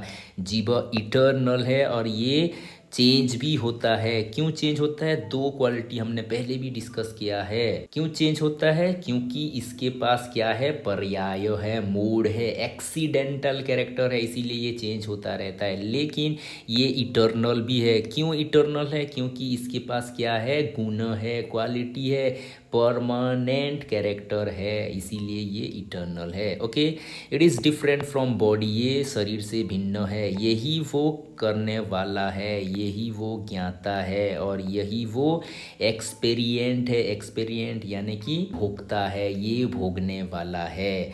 ओके, अगर हम कहेंगे बॉडी से भिन्न है का मतलब क्या है, शरीर ये नहीं है, शरीर से भिन्न एक सत्ता है और शरीर में प्रवेश करके इसका आकार अलग अलग हो सकता है। ये कहना है किसका, ये कहना है जैनिज्म का। Souls are theoretically arranged in a continuous series according to their degree of consciousness. ये भी हमने जाना कि डिग्री ऑफ कॉन्शियसनेस के आधार पर सोल को हम तरह तरह की कैटेगरी में डिवाइड कर सकते हैं, ये भी हमने पहले से पढ़ लिया है। और ये जीवस को दो टाइप में हम डिवाइड कर सकते हैं, एक हो गया मुक्त और एक हो गया बद्ध, एक्सटेंडेड नॉन एक्सटेंडेड। यहाँ पर एक दो चीज़ें जीव के बारे में जानना बहुत ज़रूरी है, जो कि जैनिज्म को एक स्पेशल स्कूल ऑफ थॉट्स में डिवाइड करता है। जैसे कि आप सोचो कि ये जो सोल है, सोल डिफरेंट बॉडी में प्रवेश करता है, ये कहेंगे डिफरेंट बॉडी में प्रवेश करता है। इसका लॉजिक भी ये देंगे, जैसा बॉडी में ये प्रवेश करेगा इसका आकार वैसा ही हो जाएगा। जैसे कि हम लाइट को अगर हम जिस भी बॉडी में प्रवेश करेंगे या फिर जिस भी आकार में हम प्रवेश करेंगे उसी आकार का ये बन जाएगा। लाइट अगर हम स्क्वायर में प्रवेश करा रहे हैं तो ये स्क्वायर जैसा दिखेगा, ये अगर ट्रायंगल में प्रवेश कर रहा है तो ट्रायंगल जैसा दिखेगा, या फिर सर्किल में प्रवेश करेगा तो ये सर्कुलर जैसा दिखेगा। ठीक वैसे ही सोल जिसके शरीर में प्रवेश करेगा ये उसी शरीर के आकार का दिखेगा। हाथी में प्रवेश करेगा हाथी जैसा हो जाएगा, मनुष्य में प्रवेश करेगा मनुष्य जैसा हो जाएगा, किसी में भी प्रवेश करेगा तो उसी जैसा बन जाएगा। ये कहना है किसका, ये कहना है जैनिज्म का। और एक बात जो ये बता रहे हैं कि अरेंजमेंट ऑफ सोल, ये जो बता रहे हैं सोल के अरेंजमेंट, सोल एक सिस्टम में अरेंज होती है, हाईएस्ट से लोएस्ट की तरफ जाते हैं। ओके, हाईएस्ट का मतलब हो गया जो परफेक्ट सोल है। परफेक्ट सोल का मतलब क्या है, जिसने सारे इंद्रियों को जीत लिया है, हु है victory over all his senses, all his कार्मिक बॉन्डेजेस, जिसने सभी कर्म बंधनों को विजय प्राप्त कर लिया है, वो हाईएस्ट स्टेज में होंगे। उसके नीचे कौन होंगे, उसके नीचे फिर मीडियम टाइप के यानी कि इम्परफेक्ट सोल्स रहेंगे। ओके, फिर उसके नीचे और भी इम्परफेक्ट ऐसे ऐसे करके जाएंगे, यानी कि हाईएस्ट से लोएस्ट की तरफ ये अरेंज होंगे, जो ये बात बता रहा है। ओके, डिग्री ऑफ कॉन्शियसनेस के आधार पे इसका हम क्या करेंगे, इसका हम अरेंजमेंट करेंगे। ओके, जो ये कॉन्सेप्ट है, ये जो बॉडी से अलग है, इसका कॉन्सेप्ट बहुत ही हाई लेवल का है, जो चारवाक को रिजेक्ट करता है। चारवाक क्या कहता है, चारवाक का जो कॉन्सेप्ट है, चारवाक कहते हैं बॉडी और सोल अलग ही नहीं है, बॉडी एंड सोल एक ही है। बॉडी में कुछ ऐसी सिस्टम डेवलप हो गए जिसके चलते सोल का निर्माण हो रहा है। ये क्या करते हैं, ये पान का एग्जाम्पल देते हैं, जैसे कि पान में लाल रंग नहीं है, ना नट में है, ना नट्स में है। ओके, तो ये सारे को मिला के एक अनुपात में अगर हम खाएंगे तो लाली निकल रही है, लाल रंग निकल रही है। मतलब ये एक रेशियो का ही मतलब है, ये प्रॉपर रेशियो में कंबाइन होने से कुछ नया चीज निर्माण हो रहा है। बॉडी में भी जो सोल का निर्माण हो रहा है, ऐसे ही कुछ रेशियो का ही कॉम्बिनेशन है, ये बताना है चारवाक का। लेकिन इसको खंडन करती है जैनिज्म, बहुत ही स्ट्रोंगली खंडन करती है। ये चार लॉजिक देते, पहले लॉजिक ये देते हैं रियलिटी अगर हम देखेंगे, रियलिटी देखेंगे तो बॉडी तो दिख रहा है, बॉडी तो क्लियरली दिख रहा है। अगर बॉडी दिख रहा है तो चैतन्य भी तो कहीं ना कहीं होना चाहिए ना, कोई चैतन्य चीज होना चाहिए। अगर आपका बात सच है, बॉडी में कुछ चैतन्यता दिख रही है, तो ये चैतन्यता बॉडी जो डेड हो रहा है कहाँ निकल रहा है, कहीं तो होना चाहिए, कहीं तो दिखना चाहिए, लेकिन कहीं दिखता नहीं है, यानी कि बॉडी अलग है, सोल अलग है। ये दूसरा आर्गुमेंट देते हैं, अगर चैतन्य कॉन्सेप्ट बॉडी का ही पार्ट है तो जब हम मूर्छित हो जाते हैं या फिर निद्रा में चले जाते हैं तो ये सोल कहाँ चला जाता है, ये चैतन्यता कहाँ चला जाता है। अगर बॉडी का पार्ट है तो हमें दिखाई देना चाहिए, ये नहीं होता। ओके, ये तीसरा आर्गुमेंट क्या देंगे, तीसरा आर्गुमेंट देंगे अगर बॉडी में ही कॉन्शियसनेस है, बॉडी में ही कॉन्शियसनेस का डेवलप हो रहा है, तो फैट मैन का ज़्यादा कॉन्शियसनेस होता, थीन मैन का कम कॉन्शियसनेस होता। लेकिन ऐसा होता नहीं, जो बहुत ही टॉल है उनका ज़्यादा कॉन्शियसनेस होता, जो बहुत ही छोटे हैं उनका कॉन्शियसनेस कम होता। लेकिन ऐसा तो होता नहीं। ये बहुत ही बड़ा लॉजिक है, तीसरा लॉजिक। और जो चौथा लॉजिक है, चौथा लॉजिक क्या होता है, चारवाक क्या कहता है, I am fat, I am thin. ये कहने वाला कौन है, यही तो सोल है ना। ये बॉडी फैट है और वही बता रहा है कि मैं फैट हूँ, मैं थीन हूँ, मैं ऐसा हूँ, मैं वैसा हूँ। जो बता रहा है यही तो बॉडी है, यही तो सोल है, इसीलिए दोनों एक जैसा लग रहा है। लेकिन जैनिज्म कहेंगे कि नहीं, हम तो कहते हैं माई बॉडी, मैं बॉडी तो कभी कहता ही नहीं है ना, माई बॉडी ये मेरा है, मैं नहीं हूँ। इसी से ही खंडन हो रहा है कि सोल अलग है और बॉडी अलग है, ये मानना है जैनिज्म का। बहुत ही गहरे कॉन्सेप्ट में ये बॉडी और सोल को अलग अलग कर रहे हैं। फिर हो गया अजीव, अजीव मतलब इन एनिमेट सब्सटेंस, एजीव का मतलब हो गया इन एनिमेट सब्सटेंस, और इसको भी हमने डिवाइड किया था चार कैटेगरी में, धर्म, अधर्म, आकाश और पुद्गल। धर्म होता है मीडियम ऑफ मूवमेंट, इसको भी हमने पढ़ा था, और अधर्म होता है कॉज ऑफ रेस्ट। ओके, ये दोनों ऑपोजिट जैसे दिख रहे हैं लेकिन ये दोनों सिमिलर भी है in term of eternity, formlessness, non movingness and pervade. हालांकि धर्म है वो मूवमेंट का काम करता है और ये अधर्म रेस्ट का काम करता है, लेकिन वो दोनों खुद मूवमेंट नहीं करेंगे। ये औरों को मूवमेंट में ला सकते हैं, औरों को रेस्ट में ला सकते हैं, लेकिन धर्म खुद मूवमेंट में नहीं आएगा। ओके, फिर हो गया ये forward the entire world space. Okay, फिर हो गया पुद्गल। क्या है पुद्गल, is what which is liable to integrate and disintegrate, ये भी हमने पढ़ लिया। पुद्गल क्या है, इंटीग्रेट करने वाला और डिसइंटीग्रेट करने वाला, इसका चार क्वालिटीज रहता है, टच, टेस्ट, स्मेल, कलर, ये भी हमने पढ़ लिया। ओके, फिर लास्ट में रह जाता है स्पेस। स्पेस क्या है, लोकस ऑफ एक्सटेंशन, सभी को एक्सटेंशन देने वाला या फिर सभी को आधार देने वाला, जिसको लोकाकाश और अलोकाकाश में डिवाइड किया गया है। लोकाकाश सोल और अदर सब्सटेंस लीव करते हैं, और लोकाकाश ये बियॉन्ड स्पेस है, ये वॉइड है, ये एम्प्टी है, ये भी हमने पढ़ा हुआ है। ओके ओके, फिर हो गया कॉन्सेप्ट ऑफ गॉड। गॉड के बारे में जैनिज्म, जैन धर्म क्या कहते हैं, Jainism reject the concept of God, God के कॉन्सेप्ट को ये रिजेक्ट कर देते हैं। बहुत सारे आर्गुमेंट भी देंगे कि गॉड नहीं है या फिर गॉड का कॉन्सेप्ट ही गलत है। ओके, जैनिज्म क्या आर्गुमेंट करेंगे, वो आर्गुमेंट करेंगे अगर आप गॉड को कंप्लीट मान रहे हो तो वह यह संसार की रचना कैसे करेगा। जो इनकम्प्लीट होगा तभी तो वो रचना करेगा, उसके दिमाग में एक आइडिया आएगा कि चलो हम रचना करते हैं, क्योंकि वो इनकम्प्लीट है।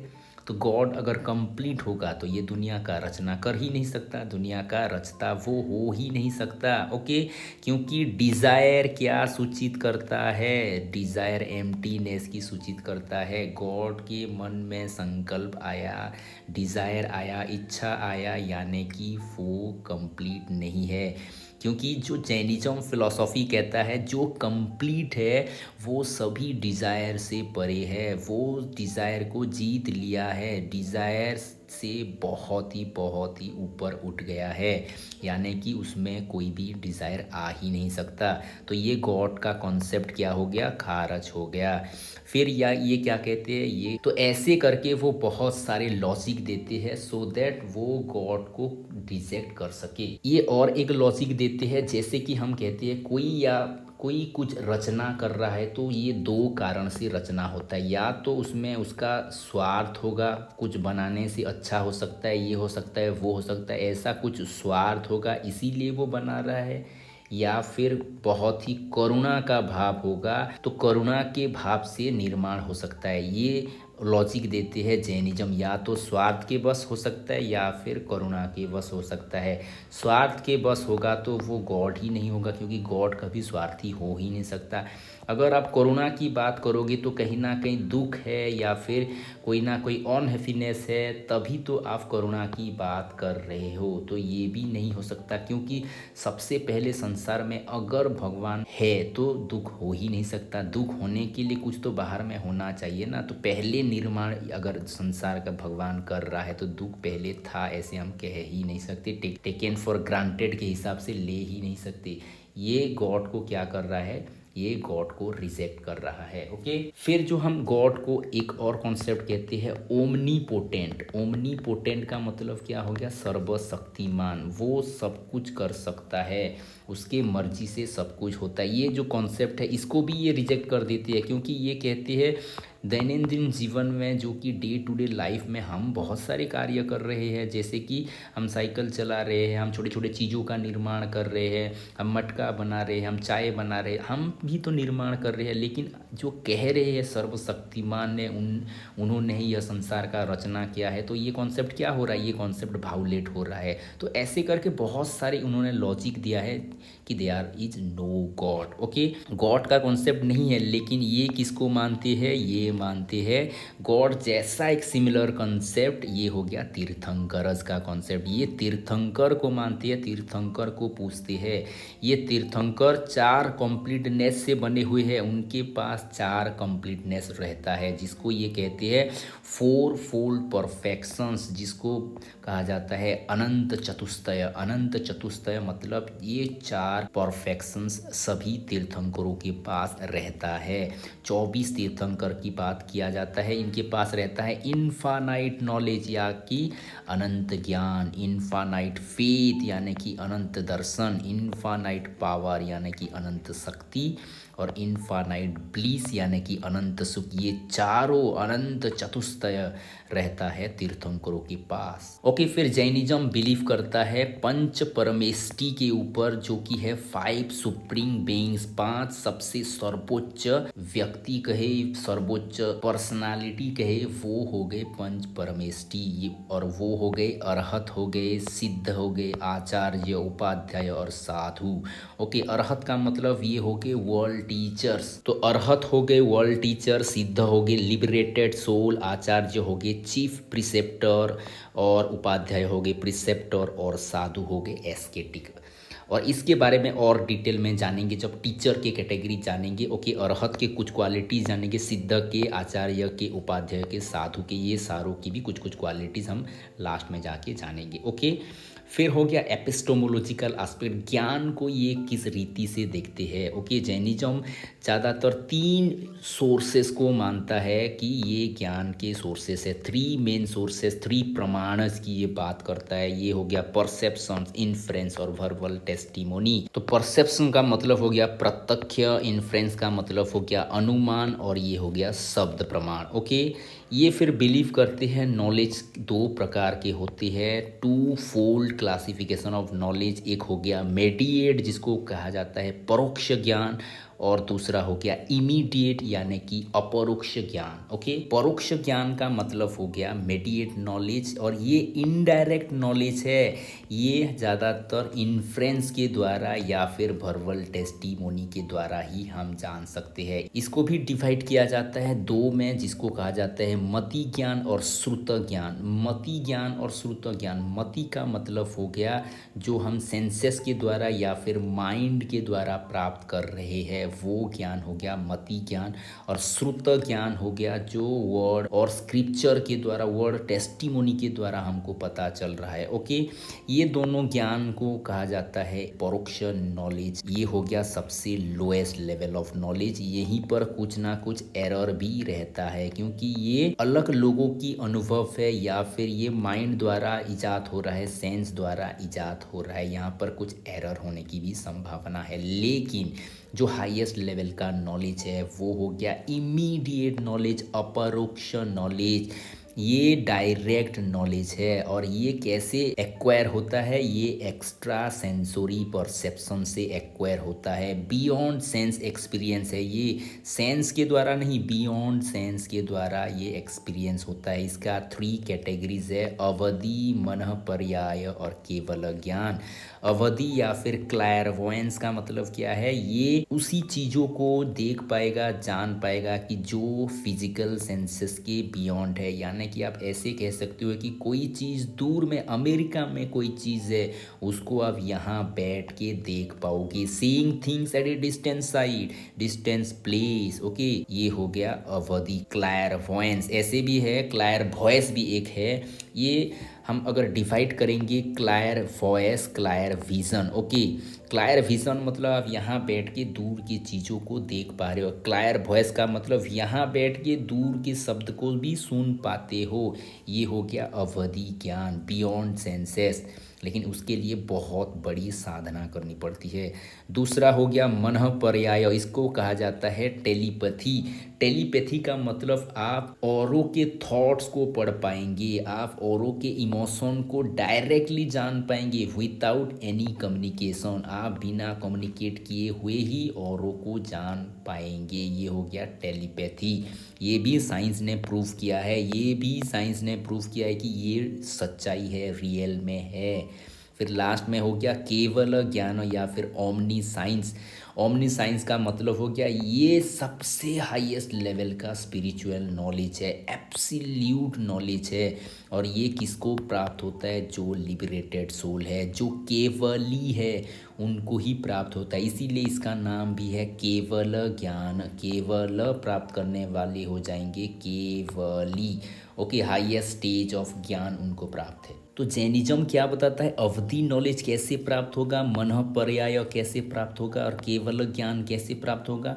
अवधि नॉलेज कब प्राप्त होगा? तो ये ज्ञान कैसे प्राप्त होगा? अगर हमारे मन में जो सारे बाधाएं हैं, जो सारे बाधाएं पूर्व जन्म के कृत्य के कारण भरे पड़े हैं या फिर बंधन के रूप में खड़े हैं, जब उस बंधनों को, उस बाधाओं को हम खत्म कर देंगे, तब हमें अवधि ज्ञान प्राप्त होगा। यानी कि हम बियॉन्ड सेंसेस भी देख पाएंगे। तो मनः पर्याय हम कैसे पाएंगे? मनः पर्याय अवस्था को पाने के लिए राग द्वेष पर संपूर्ण विजय प्राप्त करना पड़ेगा। जिसने राग द्वेष पर संपूर्ण विजय प्राप्त कर लिया, वो मनः पर्याय को प्राप्त कर सकता है। यानी कि जो अपने मन को शांत कर लेगा, वो औरों की मन में कौन सी हलचल आ रही है, कौन सी थॉट्स क्रिएट हो रहा है, उसको वो जान पाएगा। केवल ज्ञान किसको प्राप्त होगा? उसको प्राप्त होगा जो अपनी जीवन की सारे बाधाओं को ख़त्म कर लिया है, या फिर जो सभी राग द्वेष या फिर सभी इमोशन, भावनाओं या फिर बंधनों से पार चला गया है, सभी से ऊपर उठ गया है, उसी को ही केवल ज्ञान प्राप्त होगा। ओके, ये सारा कुछ तत्ववर्त सूत्र में वर्णन किया गया है। ये सारे 5 प्रकार की नॉलेज जो है तत्ववर्त सूत्र में लिखा गया है। ओके, तो फिर कॉन्सेप्ट आता है स्यादवाद, एक बहुत ही यूनिक कॉन्सेप्ट ऑफ जैनिज्म, जो जैनिज्म को एक स्पेशल दर्शन बनाता है, एक स्पेशल कल्चर बनाता है, वो हो गया स्यादावाद। ओके, स्यादावाद से हम समझ पाएंगे कि स्याद एक वर्ड आ रहा है और वाद एक कॉन्सेप्ट आ रहा है। स्याद का मतलब may be, may be, probably या फिर परहैप्स, और वाद का मतलब हो गया फिलॉसफी, तत्व और ज्ञान। यानी कि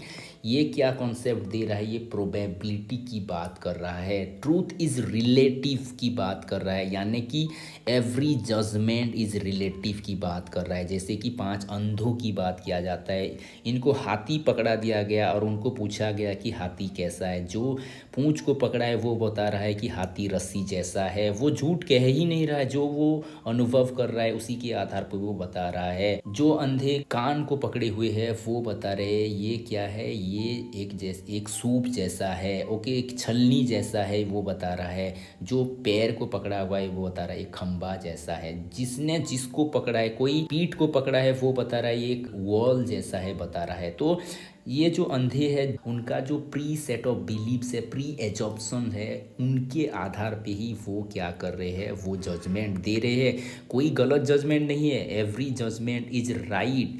लेकिन ये क्या हो रहा है, ये उनका उनका प्रोस्पेक्टिव्स है। इसीलिए सियादाबाद कॉन्सेप्ट क्या कहता है, सियादाबाद कहता है रिलेटिविटी ऑफ नॉलेज की बात। नॉलेज रिलेटिव है, ये परमानेंट है ही नहीं। सभी के दृष्टिकोण से रिलेटिविटी आ जाएगा, सभी के दृष्टिकोण से नॉलेज भिन्न भिन्न हो जाएगा। मेरे लिए जो नॉलेज है आपके लिए हो सकता है कुछ अलग भी हो सकता है। जीवन के मायने मेरे लिए अलग है, आपके लिए अलग हो सकता है, और किसी के लिए अलग हो सकता है। अलग अलग हो रहा है, इसका मतलब ये रिलेटिव है, ये परमानेंट है ही नहीं। इसीलिए यहाँ बताया जा रहा है कि Jainism believe that reality has infinite aspect, infinite aspect, असीमित एस्पेक्ट है, ओके, असीमित एस्पेक्ट है। सभी एस्पेक्ट को जानने के बाद ही हम राइट जजमेंट दे सकते हैं।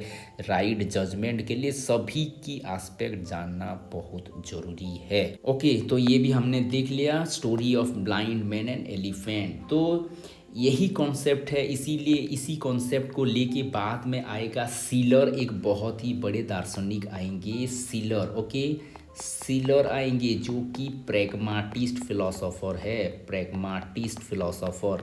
और इसी कॉन्सेप्ट को ये रिलेट कर देंगे प्रैग्माटिज्म के साथ, जहाँ हमने पढ़ा था truth is relative, there is no permanent truth, everything is changing, you can not dive into the same river twice. ये कॉन्सेप्ट भी प्रैग्माटिज्म में आता है। चेंजेबल ट्रूथ, चेंजेबल रियलिटी, सब कुछ चेंज होने वाला है, nothing is permanent, no fixed aim की बात जो प्रैग्माटिस्ट करता है। जो सीलर बता रहे हैं वन ऑफ द ग्रेटेस्ट प्रैग्माटिस्ट, इसी को ये सपोर्ट कर रहे हैं, क्योंकि जैनिज्म के ऊपर इन्होंने बहुत सारा काम किया है। इसीलिए वो प्रैग्माटिस्ट को भी सपोर्ट करेंगे और जैनिज्म को भी सपोर्ट करेंगे। ये भी क्वेश्चंस आता है, कुछ कुछ सेट में आया हुआ है। सीलर जो प्रैग्माटिस्ट है, इनका कॉन्सेप्ट किस कॉन्सेप्ट से मेल खाता है, ये कॉन्सेप्ट सियादाबाद है, ओके। और ये जो सियादाबाद कॉन्सेप्ट को ये प्रूव करने के लिए क्या बता रहे, 7 form of judgement, 7 form of judgement, 7 प्रकार के जजमेंट की बात बताते हैं। सप्तभंगी नय, सप्तभंगी नय जिसको हम कहते हैं, वो बताते हैं। वो क्या है उसको भी हम थोड़ा देख लेते हैं, ओके। ये बहुत ही डीप बातें हैं, ओके, बहुत ही डीप बातें। ये केवल जो फिलॉसफी पढ़ते हैं जैनिज्म वो ही पढ़ते हैं। लेकिन क्योंकि आप असिस्टेंट प्रोफेसर बनने वाले हो, लेक्चरर बनने वाले हो, अगर आपके पास यह ज्ञान नहीं होगा तो आप बच्चों को अच्छे से समझ ही नहीं पाओगे, समझा ही नहीं पाओगे। It is very difficult for you to explain all these concept, that is why I am teaching all these concept very deeply. इसीलिए तो मैं सभी को डीपली बताने की कोशिश कर रहा हूँ, जो कि आप एक बेटर टीचर बन पाए, एक better SSBN, better assistant professor, better lecturer in education बन पाए, ओके। तो सप्तभंगी नय क्या बताता है, ये 7 फॉर्म ऑफ जजमेंट क्या है। जितने भी हम जजमेंट देते हैं, या तो हम पॉजिटिव में कहते हैं एफर्मेटिव, या फिर नेगेटिव में कहते हैं। This is so and so, ये एफर्मेटिव है। This is not so, this is not that, ये नेगेटिव है। तो आइदर एफर्मेटिव के द्वारा हम इंडिकेट करते हैं या फिर नेगेटिव के द्वारा इंडिकेट करते हैं। 2 प्रकार के जजमेंट ज़्यादातर हम देते हैं। लेकिन जैनिज्म 7 प्रकार की जजमेंट की बात करेगा। क्या क्या वो 7 प्रकार के हैं वो भी थोड़ा देख लेते हैं। पहला है स्याद अस्ति। स्याद अस्ति मतलब स्याद है, यानी कि relatively a thing is real. Thing is real इसको हम ऐसे समझ सकते हैं सोम हाउ एस इच पी। यहाँ पर सोम हाउ ज़्यादातर आएगा क्योंकि ये डायरेक्ट नॉलेज को कैसे एक्सपीरियंस करने की बात कर रहा है। सम हाउ स्याद कॉन्सेप्ट, प्रोबेबल, परहप्स कॉन्सेप्ट से एक्सप्लेन करने की कोशिश कर रहा है। जैसे कि somehow jock is in the room. Jock room में है, ये सम हाउ के टर्म पे इंडिकेट कर रहा है। क्यों इंडिकेट कर रहा है? मतलब ये जो जॉक यहाँ पर आप देख रहे हो, मतलब एक पर्टिकुलर टाइम में आप देख रहे हो, एक पर्टिकुलर सर्कमस्टांस में आप देख रहे हो, एक पर्टिकुलर काइंड को आप देख रहे हो, या फिर अगर हम उसी टाइम में कुछ लाइट का ऐसे प्रावधान कर दे तो ये जॉक जो आपको दिख रहा है, जो कलर में दिख रहा है, शायद वो कुछ अलग कलर में दिखने लगे, अलग प्रकार में दिखने लगे। इसीलिए सियादाबाद क्या कहता है? सियादाबाद कह रहा है ये particular time, particular circumstances, particular kind और कुछ पर्टिकुलर आइडिया के अनुसार ये जॉक ये रूम में ऐसा दिख रहा है, लेकिन ये अलग भी हो सकता है अलग सिनारियो में। इसीलिए ये कह रहा है स्याद अस्ति। दूसरा कॉन्सेप्ट ये दे रहे हैं स्याद नास्ति, यानी कि relatively a thing is not real. Real नहीं भी हो सकता है, यानी कि एस इज नॉट पी, यानी कि somehow the jar is not outside the room. अगर इनसाइड में है तो वो कहाँ पर नहीं हो सकता? आउटसाइड में नहीं हो सकता। It means the jar of that particular kind at that particular time it is not at outside. वही जार वही पर्टिकुलर टाइम में वही पर्टिकुलर काइंड का जार केवल और केवल रूम में है, वो बाहर में है ही नहीं। ये हो गया स्याद नास्ति। ये 2 प्रकार के स्टैंड पॉइंट हो गया, ऐसे ऐसे करके 7 टाइप ऑफ स्टैंड पॉइंट है। ओके, फिर जो तीसरा हो गया, तीसरा कॉन्सेप्ट हो रहा है स्याद अस्ति च नास्ति च। मतलब स्याद हो भी सकता है नहीं भी हो सकता है, यानी कि relatively thing is both real and unreal. Real भी हो सकता है, अनरियल भी हो सकता है, यानी कि somehow S is P and S is not P. कभी कभी एस पी भी हो सकता है, वहीं पर एस नॉट पी भी हो सकता है। कैसे? एग्जाम्पल के जरिए हम जानेंगे। Somehow the jar is red and somehow the jar is not red. कभी रेड है कभी रेड नहीं है, यानी कि अगर हम एक अलग दृष्टिकोण में देखने की कोशिश करेंगे तो जब जार क्या था, जब जार रॉ था तो ब्लैक था, अब जब बेक हो जाएगा वो रेड हो जाएगा। वही जार है, कभी ब्लैक है कभी ब्लैक नहीं है, यानी कि रेड है। कभी रियल है कभी अनरियल है, कभी कुछ है तो कभी कुछ है, वही जार है, वही जार है। आम जब क्या है, आम जब पका हुआ नहीं है तो वो ग्रीन है, जो पक जाएगा तो येलोइश हो जाएगा, यानी कि पहले कुछ है फिर कुछ हो रहा है। यानी कि somehow the jar is red, somehow the jar is not red. Okay, तो ऐसे करके हम समझ सकते हैं। तो स्याद अस्ति च नास्ति च, अस्ति भी है कभी कभी नास्ति भी है।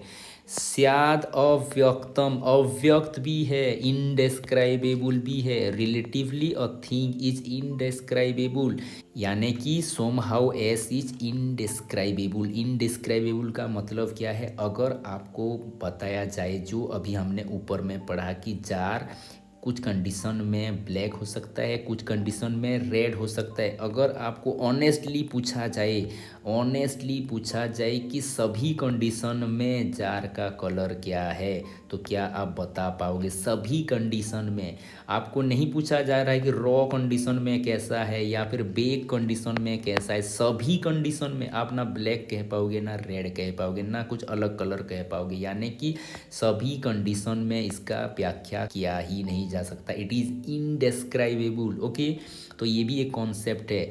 फिर पांचवा हो गया स्याद अस्ति च अव्यक्तम च। स्याद अस्ति भी है और अव्यक्तम भी है, यानी कि relatively thing is real, real भी है, साथ साथ इनडेस्क्राइबेबल भी है, यानी कि एस इज पी भी है, एस इज इनडिस्क्राइबेबल भी है। तो इसको हम एक एग्जाम्पल के द्वारा समझेंगे। अभी समझो कि जार रेड है, jar is red at a particular time. एक पर्टिकुलर टाइम में जार रेड है, लेकिन अगर आप टाइम की रेफरेंस ही ना लो, कोई अवस्था का रेफरेंस ही ना लो और कहा जाए कि आपको जार को एक्सप्लेन करना है तो आप एक्सप्लेन कर ही नहीं सकते, क्योंकि इसका बहुत सारे आयाम है, बहुत सारे कलर भी हो सकती है, बहुत सारे क्वालिटी भी हो सकती है, तो आप एक ही चीज़ में डिस्क्राइब कर ही नहीं सकते, ये इनडेस्क्राइबेबल है। तो रेड भी है लेकिन साथ साथ ये इनडेस्क्राइबेबल है, तो ये इनडेस्क्राइबेबल है without referencing to any particular time और स्टेट। तो ये हो गया स्याद अस्ति च अव्यक्तम च। तो फिर क्या हो गया, स्याद नास्ति च अव्यक्तम च, नास्ति भी हो सकता है अव्यक्तम भी हो सकता है, यानी कि relatively thing is unreal as well as it is undescribable. Unreal भी हो सकता है, इनडिस्क्राइबेबल भी हो सकता है, यानी कि एस इज नॉट पी भी हो सकता है और ये इनडिस्क्राइबेबल भी हो सकता है। जैसे हम रेड को हम देखेंगे तो जार अगर रेड है तो वो क्या नहीं हो सकता, उसी टाइम पीरियड में वो ब्लैक हो ही नहीं सकता। अगर ब्लैक नहीं हुआ तो अगर हम टाइम की रेफरेंस नहीं लेंगे तो उसको डिस्क्राइब करना भी मुश्किल है, इट इज़ इनडिस्क्राइबेबल भी हो सकता है। तो ये क्या हो गया, ये ना ब्लैक है ना इनडिस्क्राइबेबल है, यानी कि स्याद नास्ति च अव्यक्तम च हो गया। फिर लास्ट जो हो गया स्याद अस्ति भी हो सकता है, कभी कभी नास्ति भी हो सकता है, कभी कभी अव्यक्तम भी हो सकता है। एट ए टाइम में भी अस्ति हो सकता है, नास्ति हो सकता है, अव्यक्तम हो सकता है, यानी कि relatively a thing is real भी हो सकता है, अनरियल भी हो सकता है, इनडिस्क्राइबेबल भी हो सकता है। ये कंडीशन के ऊपर डिपेंड कर रहा है, यानी कि एस पी भी हो सकता है, एस इज नॉट पी भी हो सकता है, एस इज इनडिस्क्राइबेबल भी हो सकता है। अगर जार को हमने रेड मान लिया है तो जार उसी टाइम में ब्लैक हो ही नहीं सकता, यानी कि अस्ति भी हो गया नास्ति भी हो गया।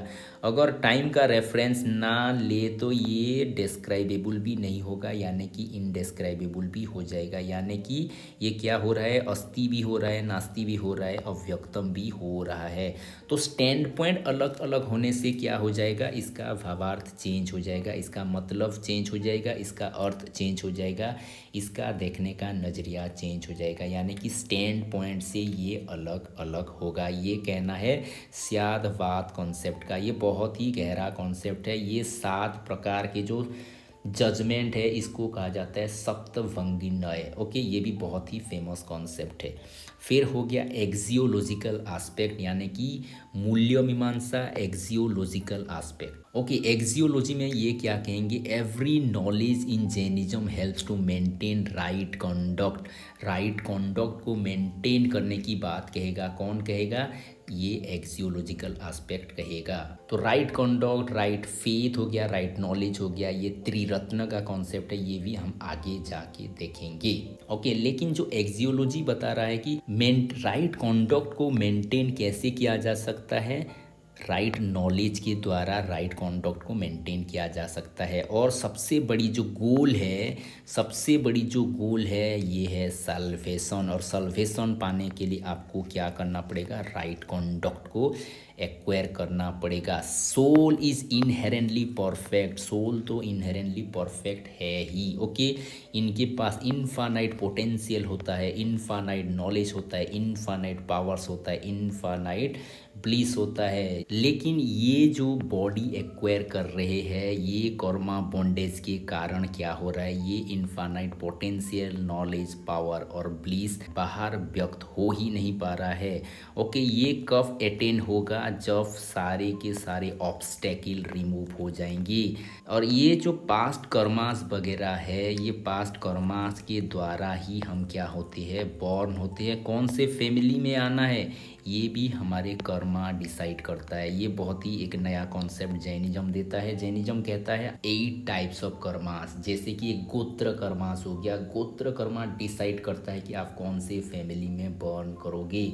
आयुष कर्मा होता है जो कि आपका लेंथ ऑफ लाइफ बताएगा। नेम कर्मा, आनंद कर्मा, ऐसे करके बहुत सारी कर्मास है। 8 टाइप्स ऑफ कर्मास के बारे में यहाँ पर बताया गया है। ओके, जैसे कि हमारे अंदर प्राइड हो गया, एंगर हो गया, इन्फेचुएशन हो गया, ग्रीड हो गया, ये जो पैशंस वगैरह है, ये पैशंस ही हमारे अंदर बॉन्डेज क्रिएट करते हैं।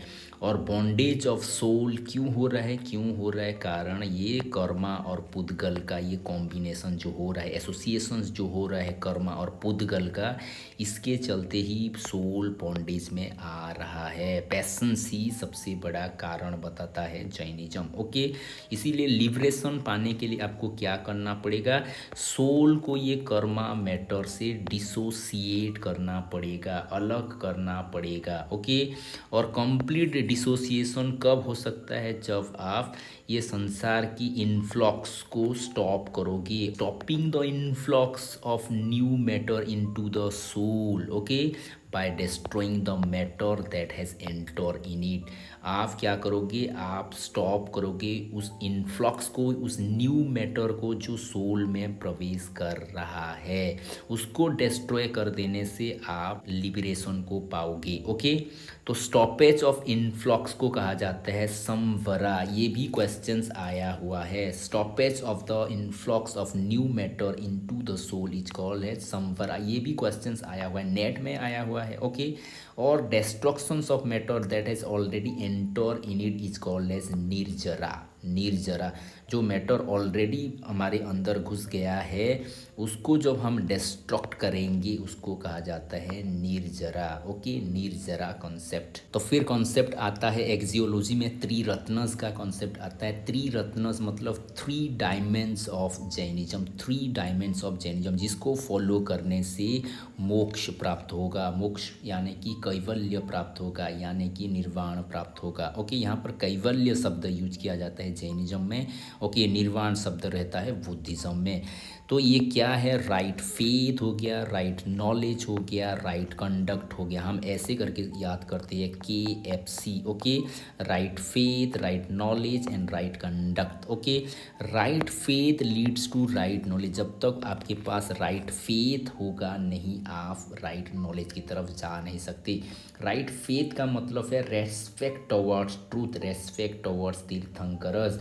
ओके, आपके पास वो एटीट्यूड कब डेवलप होगा? जब आपके पास राइट फेथ होगा। आप अगर सत्य के ऊपर जब अटूट विश्वास, गहरा विश्वास या फिर सत्य विश्वास जागृत हो जाएगा, आपका एटीट्यूड डेवलप हो जाएगा। ये एटीट्यूड ही आपको राइट नॉलेज प्राप्त करने के लिए हेल्पफुल होगा। और right knowledge can be obtain through the teachings of तीर्थंकर। जब आप तीर्थंकरों को पढ़ोगे, उनको जब जानोगे, उनके द्वारा ही आपको राइट नॉलेज मिलेगा, उनके लिखे हुए पुस्तकों के द्वारा राइट नॉलेज मिलेगा। तो फिर लास्ट में क्या हो गया? Right conduct provide the internal energy. Internal energy आपको कौन देगा? To do right and to stay away from bad. बुरे से बचना और सही मार्ग में जाने के लिए जो इंटरनल एनर्जी देगा वो हो गया चरित्र, यानी कि राइट कॉन्डक्ट। Right conduct. तो ये त्रिरत्नस को अगर आप SSB एग्ज़ाम से जोड़ने की कोशिश करोगे, रिलेट करोगे, तो कैसे रिलेट करोगे? पहले आ रहा है राइट फेथ। राइट फेथ यानी कि फेथ होना चाहिए अपने आप पर। अगर आपके पास खुद के ऊपर फेथ ही नहीं है, ये जो 2 महीना मिला है मैं शायद कर पाऊँगा नहीं कर पाऊँगा, बहुत सारे PhD वाले होंगे, नेट वाले होंगे, वो तो हमसे आगे चले जाएंगे, मेरा होगा नहीं होगा, पिछली बार तो कट ऑफ इतना ज़्यादा गया था। ये जो क्वेश्चंस होगा ना, आपका फेथ को ये डाउनग्रेड करेगा। लेकिन आपको ऐसा सोचना है कि चाहे नेट हो या ना हो, चाहे PhD हो या ना हो, बहुत सारे बंदे हैं जो बिना नेट के क्वालिफाई करते हैं, बिना PhD के क्वालिफाई करते हैं। मेरे पास 2 महीने का टाइम है, मेरे पास राइट टाइम है। इस राइट टाइम में अगर मैंने सारे कॉन्सेप्ट क्लियर कर लिया, सारे नॉलेज को अपने अंदर भर लिया, तो SSB जॉब मेरा है। This is called as right faith upon your self. या फिर जो आपको पढ़ा रहे हैं, कोई यूट्यूब चैनल है या फिर कोई टीचर है या फिर कोई पुस्तक है, उसके ऊपर भी फेथ रहना जरूरी है। इसीलिए कहते हैं choose wisely everything that you want to study और that you are within. जिसके सामने आप रह रहे हो, जिसको आप चूज कर रहे हो, बहुत ही बुद्धिमत्ता से उसको चूज करो, राइटली चूज करो, क्योंकि वही आपका जीवन निर्माण भी कर सकता है, या फिर अगर आपने गलत चूज किया है तो वही आपका जीवन विनाश भी कर सकता है। इसीलिए राइट फेथ होना बहुत बहुत ज़रूरी है। राइट फेथ होगा तो आप राइट नॉलेज एक्वायर कर सकते हो, राइट नॉलेज एक्वायर कर सकते हो, और ये राइट नॉलेज भाई आपको आगे लेकर चलेगा, आपको एग्ज़ाम क्रैक कर पाएगा। और इसके चलते आपको एक चीज़ की ज़रूरत होगी, वो है राइट कंडक्ट। जब तक आपको पता ही नहीं है कि क्या करना है क्या नहीं करना है, what is right for me, what is wrong for me, क्या देखना है यूट्यूब में क्या नहीं देखना है, कौन सी बुक्स पढ़ना है कौन सी बुक्स नहीं पढ़ना है, कौन से यूट्यूब चैनल को सब्सक्राइब करना है और कौन से यूट्यूब चैनल को सब्सक्राइब नहीं करना है, ये जानना बहुत बहुत बहुत ज़रूरी है। क्योंकि जो आप सोचोगे वही बन जाओगी। Whatever decision you are taking, that decision makes you. इसीलिए अच्छे से ये तीनों को आप जान लो, एसएसबी एग्ज़ाम क्रैक होना ही होना है। ओके, फिर हो गया education as per Jainism. Jainism education के बारे में क्या कहता है, ये कहता है education is view as a mean to attain spiritual enlightenment. Spiritual enlightenment की मीन है एजुकेशन। एजुकेशन के द्वारा हम स्पिरिचुअल एनलाइटमेंट को पाएंगे, लिबरेशन को पाएंगे। फिर एम्स क्या हो गया, इसका जो सबसे बड़ा एम्स रहता है लिबरेशन, कैवल्य की ये बात करेगा। शिक्षा वो है जो हमें मुक्ति प्रदान करेगा, कैवल्य प्रदान करेगा। कैवल्य वार्ड को भी अच्छे से याद कर लो, ये भी क्वेश्चंस आने की संभावना है। ओके, टू गेट सम्यक ज्ञान, राइट ज्ञान पाने के लिए, राइट नॉलेज पाने के लिए भी क्या हेल्प करेगा हमको, एजुकेशन हेल्प करेगा, यही इसका एम है। ओके, फिर हो गया to foster 5 vows in life. हमारे जीवन में 5 वोज को फोस्टर करने के लिए, 5 वोज मतलब अहिंसा हो गया, सत्य हो गया, अस्तेय, अपरिग्रह या फिर ब्रह्मचर्य हो गया, इसके बारे में भी हम आगे चल के देखेंगे। Okay, to create self control. Self control क्योंकि ये बहुत ही एस्केटिक रिलीजन है, यहाँ पर ज़्यादातर संयम की बात किया जाएगा, यहाँ पर ज़्यादातर सेल्फ कंट्रोल की बात किया जाएगा, तपस्या की बात किया जाएगा। ओके, जैनिज्म में एक गीत है, वन ऑफ माय फेवरेट, जो कि है सुख के सिंधु में ले जाए संयम। एक गीत है, आप सर्च करके उसको सुनना, बहुत ही माइंड ब्लोइंग सॉन्ग है।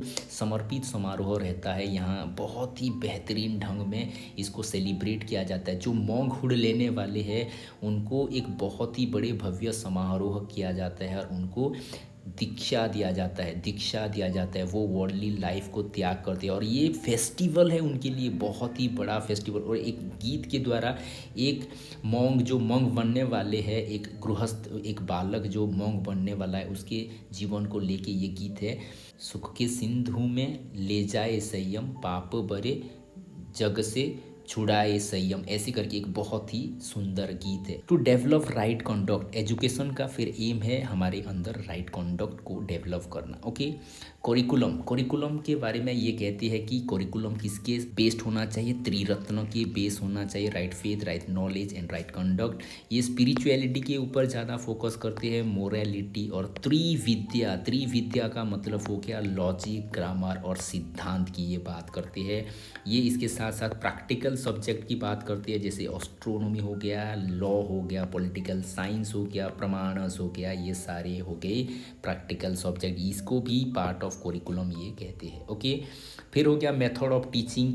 जो एसबी देओ है ये जैनिज्म के 5 मेथड्स के बारे में बताती है, जैसे कि हो गया कि वचन हो गया यानी कि रीडिंग, फिर प्रच्छन्न हो गया आस्किंग क्वेश्चंस, अनुप्रेक्षा हो गया थिंकिंग के बारे में, या फिर अहमया हो गया लर्निंग बाय पार्ट्स के बारे में, या फिर धर्मपलेशा हो गया preaching of religion to the masses हो गया। इसके साथ साथ डिबेट भी एक मेथड है, मेडिटेशन, डिस्कशन, ये सारे मेथड्स ऑफ टीचिंग है। यहाँ पर टीचर को क्या कहा गया है, टीचर को बहुत ही हाईएस्ट पोजीशन दिया गया है। ये 5 कैटेगरी के बारे में बात करेंगे। पहला हो गया अरहत, जिसको हम अरिहंत भी कहते हैं। अरि का मतलब हो गया, यहाँ पर आप देखेंगे अरि का मतलब हो गया एनिमी।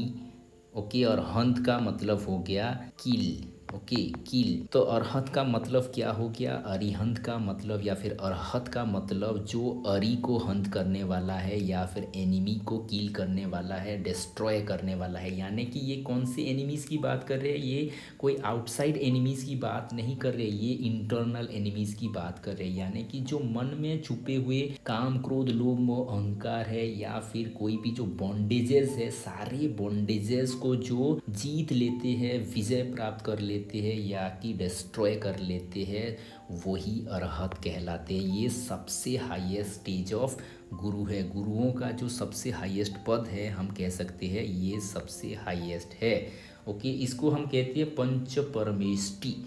पंच परमेष्टि ये भी हमने पहले थोड़ा देखा है। पंच परमेष्टि का ये सबसे हाईएस्ट पर्सन कहा जाते हैं अरहत को। ओके, फिर जो दूसरा रहता है, दूसरा कहा जाता है सिद्ध को। सिद्ध, ओके, सिद्ध का मतलब हो गया ये लिबरेटेड सोल है। लिबरेटेड सोल है, इन्होंने लिबरेशन को प्राप्त कर लिया है। इन्होंने किसको जीत लिया है? इन्होंने बर्थ और डेथ का ये साइकिल को जीत लिया है, इसीलिए इनको कहा जा रहा है सिद्ध। ओके, सिद्ध ये क्या करेंगे, लेकिन इसमें थोड़ा सा एक प्रॉब्लम है जो कि यहाँ पर नहीं है। ये पर्सनल आइडेंटिटी को मेंटेन करते हैं। ओके, पर्सनल आइडेंटिटी को ये मेंटेन करते हैं, जिसके चलते ये सिद्ध में ही रह गए हैं। ये जो पर्सनल आइडेंटिटी भी एक बाधा है, ये बाधक है। इसको भी जब पार ये चले जाएंगे वो अरहत कहलाएंगे। तो सिद्ध स्टेज के बाद ही अरहत स्टेज, अरिहंत स्टेज आता है। फिर जो तीसरा कॉन्सेप्ट है ये है आचार्य का कॉन्सेप्ट। आचार्य ये हो गए तीसरे।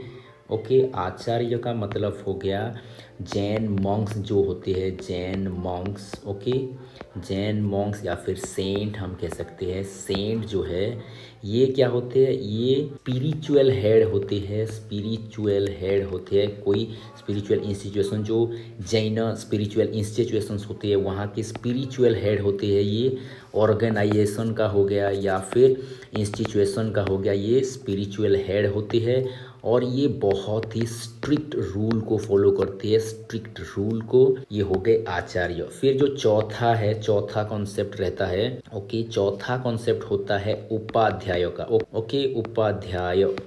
उपाध्याय कौन है? उपाध्याय वो होती है जो टीचिंग से रिलेट करते हैं। ओके, टीचिंग करते, दे टीच द स्टूडेंट। ये क्या करेंगे, ये स्टूडेंट को स्क्रिप्चर टीच करेंगे। ये हो गए उपाध्याय। यही उपाध्याय बाद में आचार्य बनते हैं। ओके ओके, लास्ट में जो लास्ट प्रकार के है इनको कहा जाता है साधु। ओके, साधु। साधु का मतलब हो गए इन्होंने रेनंसिएट किया है, रेनंसिएट किया है ये वर्ल्डली लाइफ को और ये स्पिरिचुअल पाथ में अभी अग्रसर हो रहे हैं। इन्होंने डेडिकेट कर लिया है अपनी लाइफ को टू अटेन स्पिरिचुअल गोल। तो ये क्या करते हैं, ये बहुत सारे नीति नियमों को मानती है, जैसे कि 5 वोज को मानना पड़ता है, 3 कंट्रोल को मानना पड़ता है, 5 विजिलेंस को, 10 कमांडेंट्स को, 12 पेनेंसेस को। ये सारा क्या है ये भी हम आगे चल के देखेंगे। ओके ओके, टीचर को सबसे हाईएस्ट पोजीशन दिया जाता है और आचार्य जो होते हैं ये सबसे हाईएस्ट पोजीशन होता है टीचर के, क्योंकि आचार्य होते हैं हेड ऑफ द इंस्टीट्यूशन। ये इंस्टीट्यूट के जैन मठ के हेड होते हैं, मठाध्यक्ष होते हैं। ओके, उनके नीचे रहते हैं उपाध्याय। ये उपाध्याय क्या होते हैं, ये टीचिंग चार्जेस लेते हैं, सभी बच्चों को ये टीचिंग्स देते हैं, शिक्षा देते हैं, ये ही टीचर्स है। ओके, और जो उपाध्याय वगैरह रहते हैं इनमें से भी बहुत सारे स्पेशलिस्ट टीचर रहते हैं, अलग अलग फील्ड के ये स्पेशलिस्ट रहते हैं। जैसे कि आर्ट और साइंस के जो स्पेशलिस्ट होते हैं उनको कहा जाता है कालाचार्य, कला के वो आचार्य है। जो रिलीजियन फील्ड के स्पेशलिस्ट होते हैं वो धर्माचार्य होते हैं और जो आर्किटेक्ट फील्ड से जुड़े हुए होते हैं वो शिल्पाचार्य होते हैं। और ये उपाध्यायों का बेसिक क्वालिफिकेशन क्या होता है, इनको त्रिविद्या में पकड़ होनी चाहिए। फिर स्टूडेंट के बारे में क्या कहा जाता है, स्टूडेंट के बारे में कहा जाता है कि ये सिंपल लिविंग में विश्वास करते हैं, जो कि जैनिज्म की कोर फिलॉसफी है, कोर आइडियोलॉजी है। ये सब आश्रम लाइफ में लीव करते हैं और ये बहुत ही डिसिप्लिन लाइफ को लीव करते हैं। और जो लास्ट हो गया, सारे स्टूडेंट को आचार्य या फिर उपाध्यायों को सेवा करनी पड़ती है, उनकी सेवा करनी पड़ती है, सर्व करना पड़ता है। ओके, तो जैनिज्म डिसिप्लिन के बारे में क्या कहते हैं, they believe in strict discipline, बहुत ही स्ट्रिक्ट डिसिप्लिन में ये विश्वास करते हैं। राइट कॉन्डक्ट को प्राप्त करने के लिए इनको 5 वोज की पालना करना पड़ता है, जिसको हम कहते हैं पंच महाव्रत। 3 कंट्रोल की ये बात करते हैं जिनको हम कहते हैं गुप्तीज, और 5 विजिलेंस की ये बात बात करते हैं जिसको कहा जाता है समितिज, और 10 कमांडमेंट यानी कि 10 धर्म कहा जाता है, और 12 फिनेंसेस की बात ये करती है। तो क्या है ये सब कुछ हम थोड़ा देख लेते हैं। 5 ग्रेड फोर्स का मतलब हो गया पंच महाव्रत। पंच महाव्रत यानी कि अहिंसा एक महाव्रत है, नॉन वायलेंस सत्य एक महाव्रत है यानी कि ट्रूथ, अस्तेय चोरी न करना नॉन स्टीलिंग भी एक महाव्रत है, अपरिग्रह नॉन अटैचमेंट, ब्रह्मचर्य या फिर सेलिवेसी। ये पहला जो 4 है, ये 4 23rd तीर्थंकर जो है पार्श्वनाथ, ओके, पार्श्वनाथ ने ये रेकमेंड किया था। लेकिन ये लास्ट वाला एडिशन है किसका है, महावीर का है, ओके, महावीर जैन का ये एडिशन है, ओके। तो ऐसे भी क्वेश्चंस आते हैं, ओके। तो 3 कंट्रोल जो गुप्तीज है, ये काया गुप्तीज के बारे में कहते हैं कंट्रोल ओवर बॉडीज, ये फिर वाक गुप्तीज के बारे में कहते हैं स्पीच कंट्रोल, या फिर मनोगुप्तीज या फिर माइंड कंट्रोल के बारे में कहते हैं। ये फिर 5 विजिलेंस की बात करता है, समितिज की बात करता है, ईरिया समिति, भाषा समिति, एसना समिति, ईदान निक्षेपण समिति, उत्सर्ग समिति, ओके। फिर 10 कमांडेंट जो सभी को मानने पड़ते थे वो हो गए 10 धर्म या फिर 10 कमांडमेंट, सत्य या फिर ट्रूथफुलनेस, क्षमा, शौच, तप, संयम, ओके, त्याग, विरक्ति या फिर नॉन अटैचमेंट, मर्दव या फिर ह्यूमिलिटी, सरलता, सिंप्लिसिटी, ब्रह्मचर्य या फिर सेलिबेसी। और स्कूल के बारे में जैनिज्म क्या कहता है, एंशियंट टाइम में इंडिया में अगर हम देखेंगे तो जैन मोनेस्ट्री होता था, जैन मठस होता था, वहाँ पर ही शिक्षा दिया जाता था, ओके। और एडमिशन के बाद बच्चों को सुपरवाइज करने के लिए एक सुपरवाइजर रहते थे जिनको कहा जाता था निर्यापक। निर्यापक जो होते हैं वो बच्चों की मैनर्स को, वो बिहेवियर को अच्छे से ऑब्जर्व करते हैं ताकि उनको बेटर मोल्ड किया जाए, बेटर शेप दिया जाए, ओके। और फिर लास्ट में आता है जैनिज्म के 2 फॉर्म्स जो कि है श्वेतांबर और दिगंबर। श्वेतांबर और दिगंबर, श्वेत से पता चल रहा है, श्वेत से व्हाइट आ रहा है यानी कि श्वेतांबर मतलब वो सेक्ट जो सेक्ट व्हाइट क्लॉथेस को वियर करते हैं और बिलीव करते हैं पर्शियल रिनेंसिएशन यानी कि आप घर गृहस्थ में रहकर भी सल्वेशन को प्राप्त करोगे। ये मानना किनका है, ये मानना श्वेतांबरस का है, ओके। ये ज़्यादातर एकोमोडेटिंग नेचर है क्योंकि ये सभी की मुक्ति की बात करेंगे, सभी को अडॉप्ट करने की बात करेंगे। और ये मानते हैं महावीरा एक मैरिड पर्सन थे, एक गृहस्थी थे और उनका भी परिवार था, उनका भी मैरिज हुआ था, उनका भी पत्नी थे, उनके भी बच्चे थे, ये कहेंगे श्वेतांबरस, okay. They believe that everyone get liberation including women. लेकिन जो दिगंबर होंगे, दिगंबर कहेंगे कि ओनली मैन का ही लिबरेशन संभव है, वुमेन का लिबरेशन नहीं है। लेकिन श्वेतांबरस सभी को लेके आगे चलने वाले सेक्ट है, ये कहेंगे सभी का लिबरेशन हो सकता है, इसी चोला में हो सकता है, आइदर मेल और female, it doesn't matter, okay. ये बिलीव करेंगे आइडियल वर्शिप के ऊपर। ये जैन को, तीर्थंकरस को, सभी को ये क्या करेंगे, ये आइडल वर्शिप करेंगे। और ये एक्सेप्ट करते हैं कौन से लिटरेचर, कल्प सूत्र हो गया, अचरंगा सूत्रस हो गया, इनको ये एडॉप्ट करते हैं। फिर जो दिगंबर कल्ट है, दिगंबर ज़्यादातर ये एस्केटिक इन नेचर है, ये सभी को छोड़ने की बात करते हैं, टोटल रेनंसिएशन पर ये बिलीव करते हैं। ये कहते हैं सभी चीज़ों को गिव अप कर देना, give up to all possessions, even clothes is very very necessary to get liberation. Liberation पाने के लिए सब कुछ त्याग करना पड़ेगा, इसीलिए ये सबसे कठिन वाले सेक्ट है दिगंबर। ये इनके जो वे ऑफ तपस्या है बहुत ही रिगरस है और ये प्यूरिटानिक है, प्यूरिटानिक है, ओके। दिगंबर कॉन्सेप्ट जो है ये सारे के सारे सन्यासी कॉन्सेप्ट में आते हैं, ओके। तो एक कॉन्सेप्ट जो बहुत ही ऑकवर्ड किस्म का है लेकिन यहाँ पर ये माना जाता है, ये मानते हैं कि वुमेन लिबरेशन नहीं पाते हैं। वुमेन को अगर लिबरेशन पाना है तो क्या करना पड़ेगा, उनको तपस्या बहुत गहरी करनी पड़ेगी सो दैट उनको मैन की बॉडी मिले, और मैन की बॉडी में फिर तपस्या करेंगे तो ही उनको लिबरेशन मिलेगा। यानी कि वुमेन को वुमेन बॉडी में लिबरेशन नहीं मिलेगा, ये कहना है दिगंबर का। ये बिलीव करते हैं महावीर कभी भी मैरिज मैरिज किए ही नहीं, महावीर ये संपूर्ण पवित्र थे। सेलिबेसी उनका जन्म से मृत्यु तक वो सेलिब्रेट ही थे। और ये बिलीव करेंगे इमेज हो गया, आइडल हो गया, मूर्ति हो गया, ये नेसेसरी बिल्कुल नहीं है, यानी कि आइडल वर्शिप के ये अगेंस्ट है। ओके, तो ये हो गया दिगंबर और श्वेतांबर। श्वेतांबर ज़्यादातर फ्लेक्सिबल है, दिगंबर बहुत ही रिगरस है। श्वेतांबर सभी के लिए है, दिगंबर जो रिगरस तपस्या करने वाले हैं उनके लिए है। श्वेतांबर क्या करेगा, आइडल वर्शिप करेगा, दिगंबर नहीं करेगा। श्वेतांबर सभी को मानेगा, दिगंबर सभी को नहीं मानेगा। श्वेतांबर क्या करेगा, श्वेतांबर सभी के लिबरेशन की बात करेगा, दिगंबर वुमेन की लिबरेशन नहीं होगा ऐसे बताएगा। तो ये डिफरेंस हो गया श्वेतांबर और दिगंबर का। ओके, इनका क्रिटिसिज्म भी बहुत सारा है। क्रिटिसिज्म जैसे कि ये हेटेरोडॉक्स है, यानी कि ये वेदों को रिजेक्ट करने वाला है, ये भी बड़ा क्रिटिसिज्म है।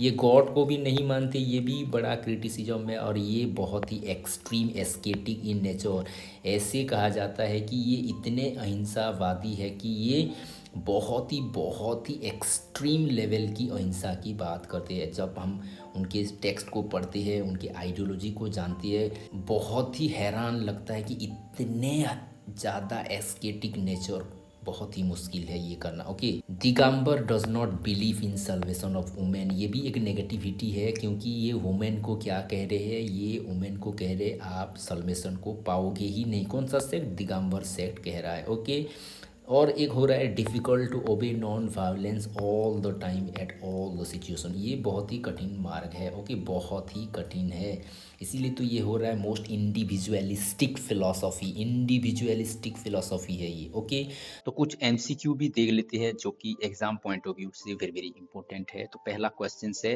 Which of the following philosophy is most titled to individualism, यानी कि कौन सा वो रिलीजन है, कौन सा वो सेक्ट है जो कि मोस्ट इंडिविजुअलिस्टिक इन नेचर है। ये 2018 में भी आया है, 2021 में भी आया है एसएसबी में। ओके, ये हो गया जैनिज्म। जैनिज्म ही सबसे इंडिविजुअलिस्टिक फिलोसॉफी है। Okay, according to Jain philosophy, when by the position and practice of right faith, right knowledge and right conduct the influx of the fresh karmic matter is blocked, this is called as, इसको कहा जाता है संवर, संवर या फिर stoppage कहा जाता है, क्योंकि ये स्टॉपेज ही क्या करेगा, आपको निर्वाणा के मार्ग में रोकेगा। Okay, Which of the following said to be immediate knowledge in Jain philosophy? Immediate knowledge किसको कहा जाता है, immediate knowledge, mediate knowledge और immediate knowledge। immediate knowledge हो गया clairvoyance, जो कि सेंस से परे है, जो कि सेंसुअल परसेप्शन से बियॉन्ड है, बियॉन्ड सेंसुअल परसेप्शन। ये तीनों तो सेंसुअल परसेप्शन के अंदर आ रहे, परसेप्चुअल नॉलेज, मति ज्ञान जैसे हो गया, इन्फरेंशियल नॉलेज। ओके, या फिर आप ऐसे कह सकते हो कि वर्ड टेस्टिमोनी जो है, ये सारे मीडिएट नॉलेज में, मीडियम की बात कर रहे हैं। इमीडिएट नॉलेज क्या होता है, बियॉन्ड मीडियम, यानी कि ये extra sensory perceptions, clairvoyance, clairaudience, clairvision, ये सारे यहाँ पर आ रहे हैं। ओके, हाउ मेनी प्रमाणस are accepted in Jainism? Jainism में 3 प्रमाणस की बात किया जाता है। ये होता है परसेप्शन, इन्फेरेंस और वर्बल टेस्टिमोनी या फिर word. Okay, Jain scripture are known as, Jain scripture को कहा जाता है अगमस, अगमस कहा जाता है। Okay, the core philosophy of Jain, truth has many fold is otherwise known as, truth has many fold, सत्य के कई सारे आयाम होते हैं, ये है स्यादवाद, स्यादवाद जो कि 7th जजमेंट की बात कहता है। ओके, जैन एपिस्टोमोलॉजी को क्या कहा जाता है, जैन एपिस्टोमोलॉजी को कहा जाता है स्यादवाद। ओके, स्यादवाद। तो ये हो गया जैनिज्म के बारे में। बहुत ही ज़्यादा टाइम हो गया है, मुझे पता था ये बहुत ही ज़्यादा टाइम होगा, क्योंकि बहुत सारे कॉन्सेप्ट को इलाबोरेट करना था, बहुत सारे कॉन्सेप्ट को बेटर वे में क्लैरिफाई करना था, जो कि आपको एक बेटर आइडिया दे, कॉम्प्रिहेंसिव आइडिया दे, और इसके बाद किसी भी वीडियो को देखना ना पड़े। मैंने ट्राई किया है सभी कॉन्सेप्ट को ईजी वे में कन्वे करने के लिए, ताकि आपके सारे डाउट क्लियर हो सके। Thank you for watching, have a nice day.